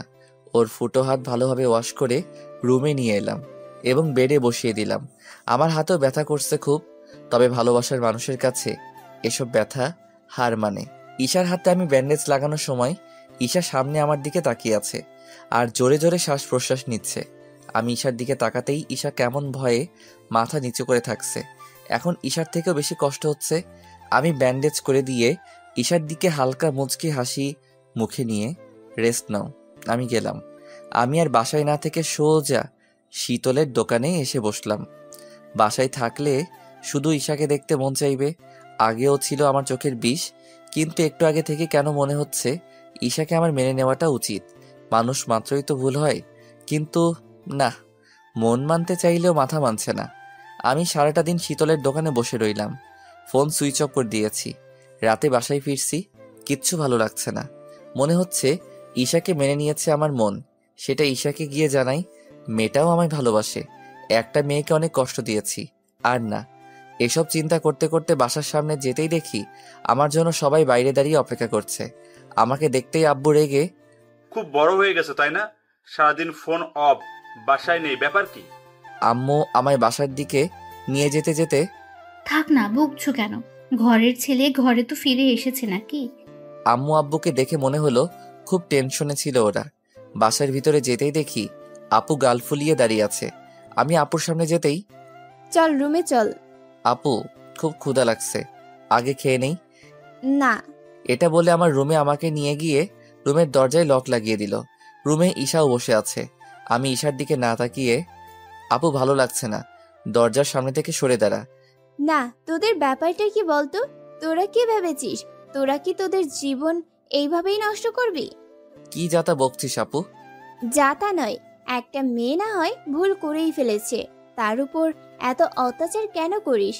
তুই তো ওকে ভালোবাসিস তাই না? তাহলে ওকে কেন ক্ষমা করতে পারছিস না? ও তার মানে আপু তুই কি ঈশার দালাল হয়েছিস নাকি? সাথে সাথে আপু রেগে আমার গালে দুটো থাপ্পড় দিয়ে, খুব পেকে গেছিস তাই না অল্প বয়সে? আমি গালে হাত দিয়ে, তুই কি বলতে চাইছিস? আমি বলতে চাইছি, আজ তোরা বিচার করে নে তোদের মধ্যে। আমি আর তোর দুলা ভাই ঠিক করেছি ঈশার বিয়ে দিয়ে দেব, তুই না মানলে। এটা শোনার সাথে সাথে আমার মাথায় যেন একটা বাজ পড়ে গেল। আমার কথা বলার গতি আস্তে আস্তে হারিয়ে ফেলছি মনে হচ্ছে। আমি আস্তে আস্তে, মানে আপু তুই বলতে কি চাস? মানেটা বোঝা সহজ, ঈশার বিয়ে হবে আর কিছুদিন পর। আমি কষ্ট চেপে রেখে হাসি মুখে, কনগ্রাটস। এটা শোনা মাত্রই ঈশা ছুটে এসে আমার বুকে একটা ধাক্কা দিয়ে বেরিয়ে গেল আমার রুম থেকে। আপু আমার দিকে কেমন ঘৃণার চোখে, অব্র, তোকে মেয়েটা খুব ভালোবাসে রে, এখনো প্লিজ ভাই ওকে এভাবে ছেড়ে দিস না। তোর জন্য আম্মু আব্বুর কাছে আজ পা ধরে কান্নাকাটি করেছে খুব। আম্মু আব্বুও ওকে মাফ করে দিয়েছে। আর তুই তো ভালোবাসিস তাই না? ভালোবাসার মানুষ যতই ভুল করুক না কেন তাকে মাফ করে দেওয়া যায়। প্লিজ ভাই, নয়তো সারা জীবন তুই নিজেকে মাফ করতে পারবি না। তোকে দেওয়া কষ্টর 1000 গুণ আজ নিজেকেও দিয়েছে। আমি আপুর দিকে একটা মিথ্যা অট্টহাসি ছুড়ে, তাই নাকি? আপু আরো রেগে গেল। তুই কোনোদিনও বদলাবি না, সারাটা জীবন মাফ করতে পারবি না, দেখে নিস। এটা বলে চলে গেল। কিছুক্ষণ পর আমার ফোনে একটা মেসেজ এলো ঈশার। অব্র, আজ রাতে আমার রুমে একবার এসো। কেন? আজও সেম আগের মতো ভিডিও করার প্ল্যান নাকি? অব্র প্লিজ, আমায় আর কষ্ট দিও না প্লিজ। অব্র, আমি তোমায় অনেক ভালোবাসি, আমার জন্য না হয় আমাদের ভালোবাসার খাতিরে আজ এসো। ওকে। আমি ঈশার রুমে চুপি চুপি গেলাম, দেখি ঈশা বসে আছে। আমাকে দেখে ঈশা উঠে আমার হাত ধরলো। আমি হাত ছাড়িয়ে দিলাম না। ঈশা আমার হাত ধরে বেডে বসিয়ে, অব্র, আমার যদি সত্যি বিয়ে হয়ে যায় তুমি থাকতে পারবে তো? জি, নিজেকে মানিয়ে নেব। নিজেকে মানাতে পারবে, কিন্তু নিজের মনকে মানিয়ে আমাকে মেনে নিতে পারছো না কেন? তুমি অনেক বড় ভুল করেছো তাই। অব্র, তুমি এখনো আমার সাথে এইভাবে কথা বলছো? হ্যাঁ বলছি, তাতে কি হয়েছে? কিছু না। তা ডিনার করেছো? হ্যাঁ, আমি আদেও করিনি ডিনার, কারণ বাইরে থেকে এসে সোজা রুমে চলে এসেছি। তাই আর ডিনার করতেও মন চাইনি আর যাইনি, কারণ ঈশার বিয়ের কথাটা শুনে। ঈশা আমাকে আবারও জড়িয়ে ধরে, প্লিজ অব্র, আমার মেনে নাও। আজ আমার এরকম কেন হচ্ছে আমি বুঝতে পারছি না। অন্যদিন ঈশা আমাকে টাচ করতেই আমার সারা শরীর জ্বলে যেত, কিন্তু আজ খুব ভালো লাগছে।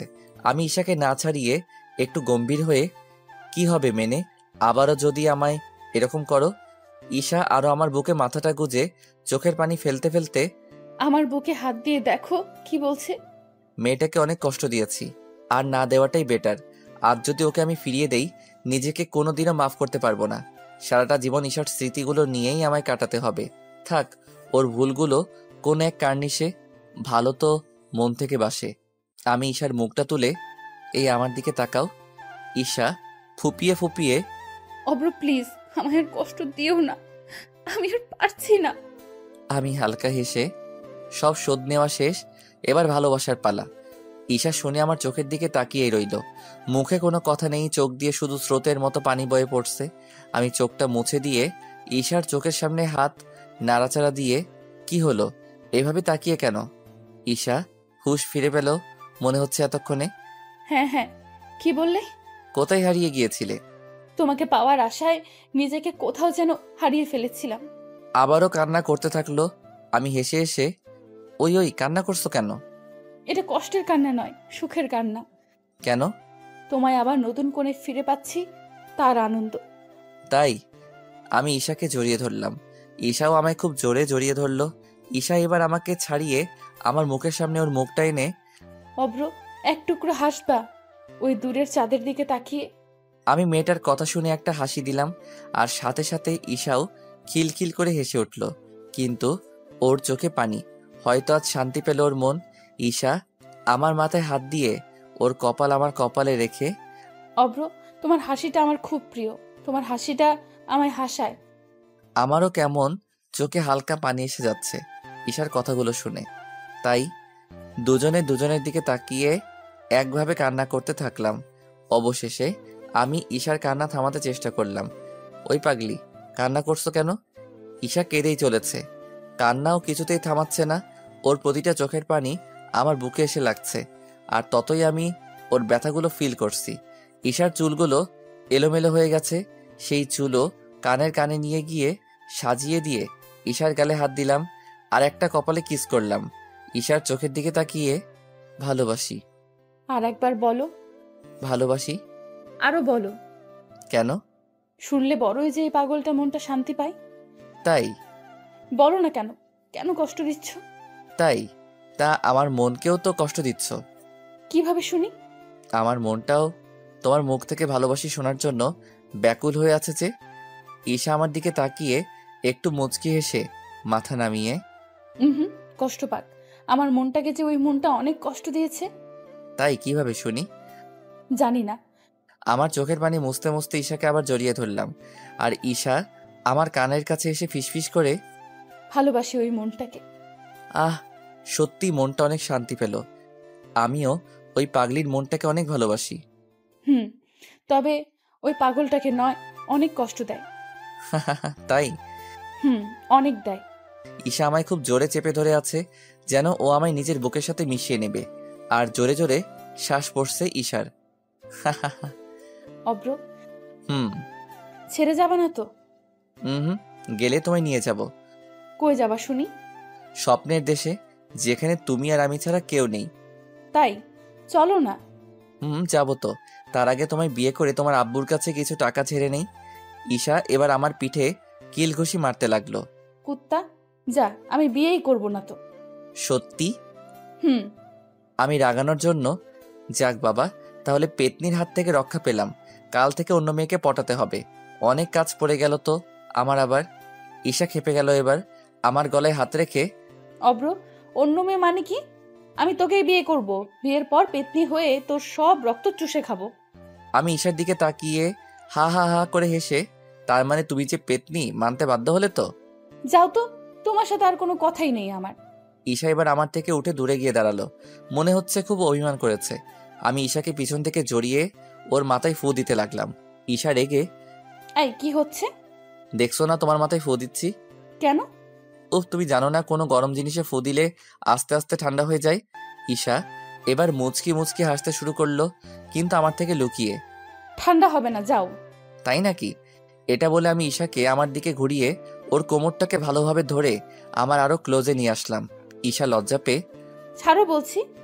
ছাড়ার জন্য ধরেছি নাকি? তবে অনুর আম্মু বানাবো যে, তার জন্য ধরেছি। অনুটাকে? আমাদের ফিউচার বেবির নাম। উফ, তুমি এত দূরে এগিয়ে গেছো। জি, আমি একটু ফাস্ট, তার জন্যই তো আমার ডাকনাম পিচ্চি পণ্ডিত। ওলে আমার পিচ্চি পণ্ডিত লে। চলো না আম্মু বানাই। হুম। কেন? বিয়ের পর আম্মু হব তো, এখন না। হুম। ঈশা এবার আমার গলায় দুপাশে হাত রেখে, অব্র, আমায় কবে বিয়ে করবা? যেদিন তোমার আব্বু বেশি যৌতুক দেব বলবে সেদিন করব। মানে? মানেটা সহজ। তোমার আব্বুকে প্রতিদিন প্রস্তাব দেব, আর প্রতিদিন বলবো তোমার মেয়ে আমায় অনেক ভালোবাসে, আমায় ছাড়া থাকতে পারবে না, তাই মেয়ের সুখের জন্য যৌতুক বাড়ানো লাগবে। কিচ্ছু দেব না। আচ্ছা, লাগবে না, শুধু তোমার আব্বুকে বলো তোমায় যেন সারাটা জীবন আমার হাতে তুলে দেয়। তাই? তা আমায় নিয়ে কি করবে শুনি? তোমায় নিয়ে বাসন মাজাবো, কাপড় ধোয়াবো, আরো অনেক কাজ করাবো। ঈশা অভিমান করে আমার বুকে কিল ঘুষি দিয়ে, বলো না, মজা কেন করছো? তোমায় নিয়ে বলো বলো। তোমায় নিয়ে আমাদের একটা নতুন পৃথিবী তৈরি করব, যেখানে তোমায় এতটাই সুখ আর ভালোবাসা দেব, তোমায় কখনো কষ্টের স্রোত না যেন ছুতে পারে। তাই? হুম। আর একবার বলো ভালোবাসি। না, পরে বলো না প্লিজ। ঈশা, ভালোবাসি বললে কি ভালোবাসা যায়? ভালোবাসা একটা অনুভূতি, যেটাকে চোখ বন্ধ করে ফিল করতে হয়। চোখ বন্ধ করো, যার ফেসটা তোমার সামনে বারবার এসে উপস্থাপিত হবে, বারেবার জানবে তাকে তুমি ভালোবাসো। আমার চোখের দিকে তাকিয়ে দেখো তোমায় আমি ভালোবাসি কিনা। ঈশা আমার জামার একটা বোতাম লাগিয়ে দিতে দিতে অভিমানের স্বরে, আর বলবোই না বলতে, শুধু বকা দেয়। আমি আর হেসে থাকতে পারলাম না। আচ্ছা, ভালোবাসি আমার হবু বউটাকে।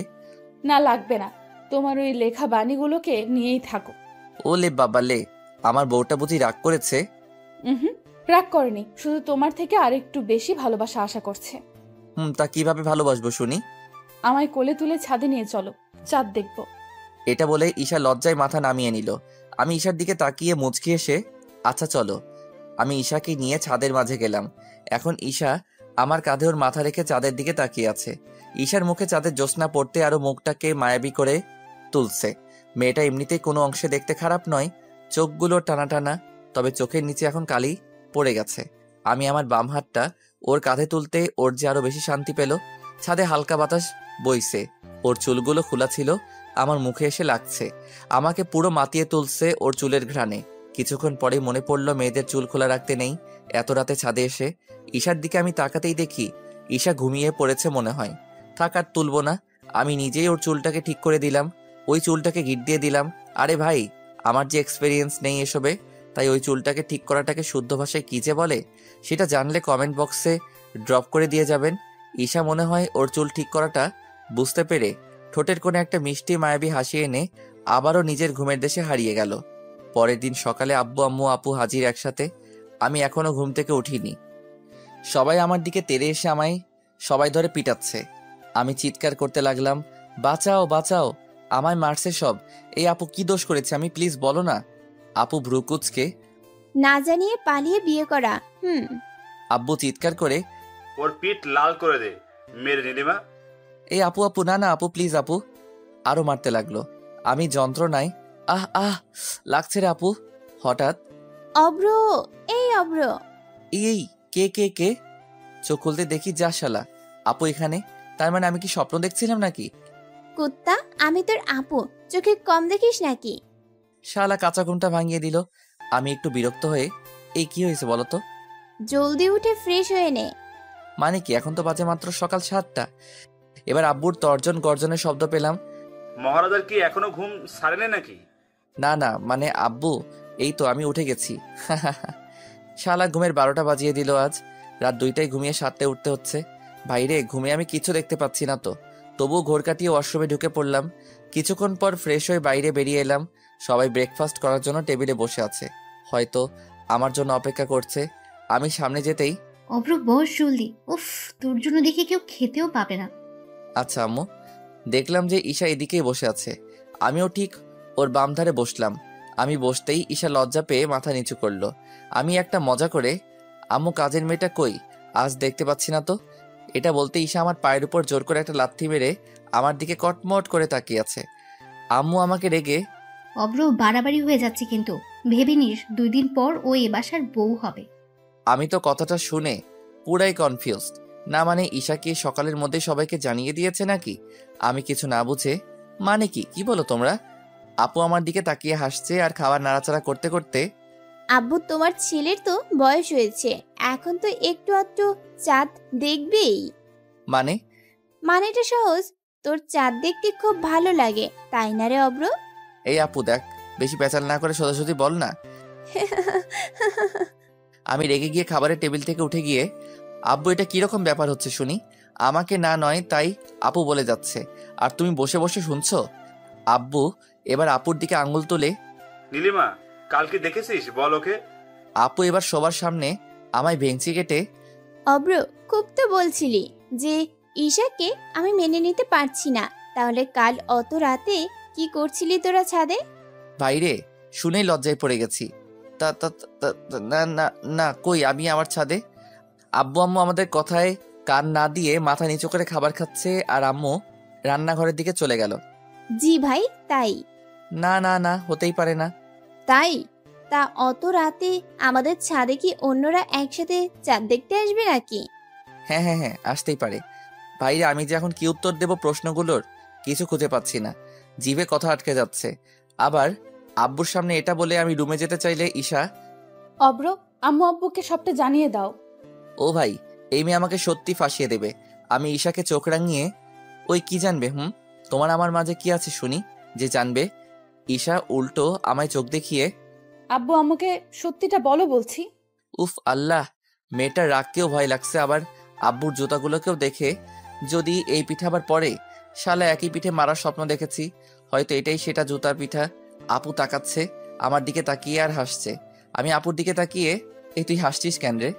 না, তোর কাণ্ড দেখে। তুই যে ঈশাকে মেনে নিয়েছিস সেটা বলে দিলেই তো হয়। এই রে আব্বু এবার উঠছে, তার মানে আমার জুতা খাওয়া কনফার্ম। আমি এবার দৌড় দিতে যাব, তখনই আব্বু, অব্র, তোকে আমরা কোলে পিঠে তুলে মানুষ করেছি, তুই যেটা চাস সেটাতে আমরা কখনো বাধা দেব না। আর হ্যাঁ, কাল তো আপু সাথে তোদের দুজনকে দেখেছে, তারপর আমাদের তখনই রুমে এসে বলেছে। ও তার মানে আপুই সব করেছে। দাঁড়া কুত্তি, তোরও আমি করছি। আচ্ছা আব্বু, আমি মানলাম ঈশাকে আমি মেনে নিয়েছি, কিন্তু আব্বু ও কি করতে এত রাতে ছাদে গিয়েছিল? আপু একটু থতমত খেয়ে, ছাদে কি যেতে পারি না নাকি? তুই তো জীবনেও ছাদে যাস না, কাল হঠাৎ কি ব্যাপার? দেখ অব্র, সেটা আমার পার্সোনাল ব্যাপার।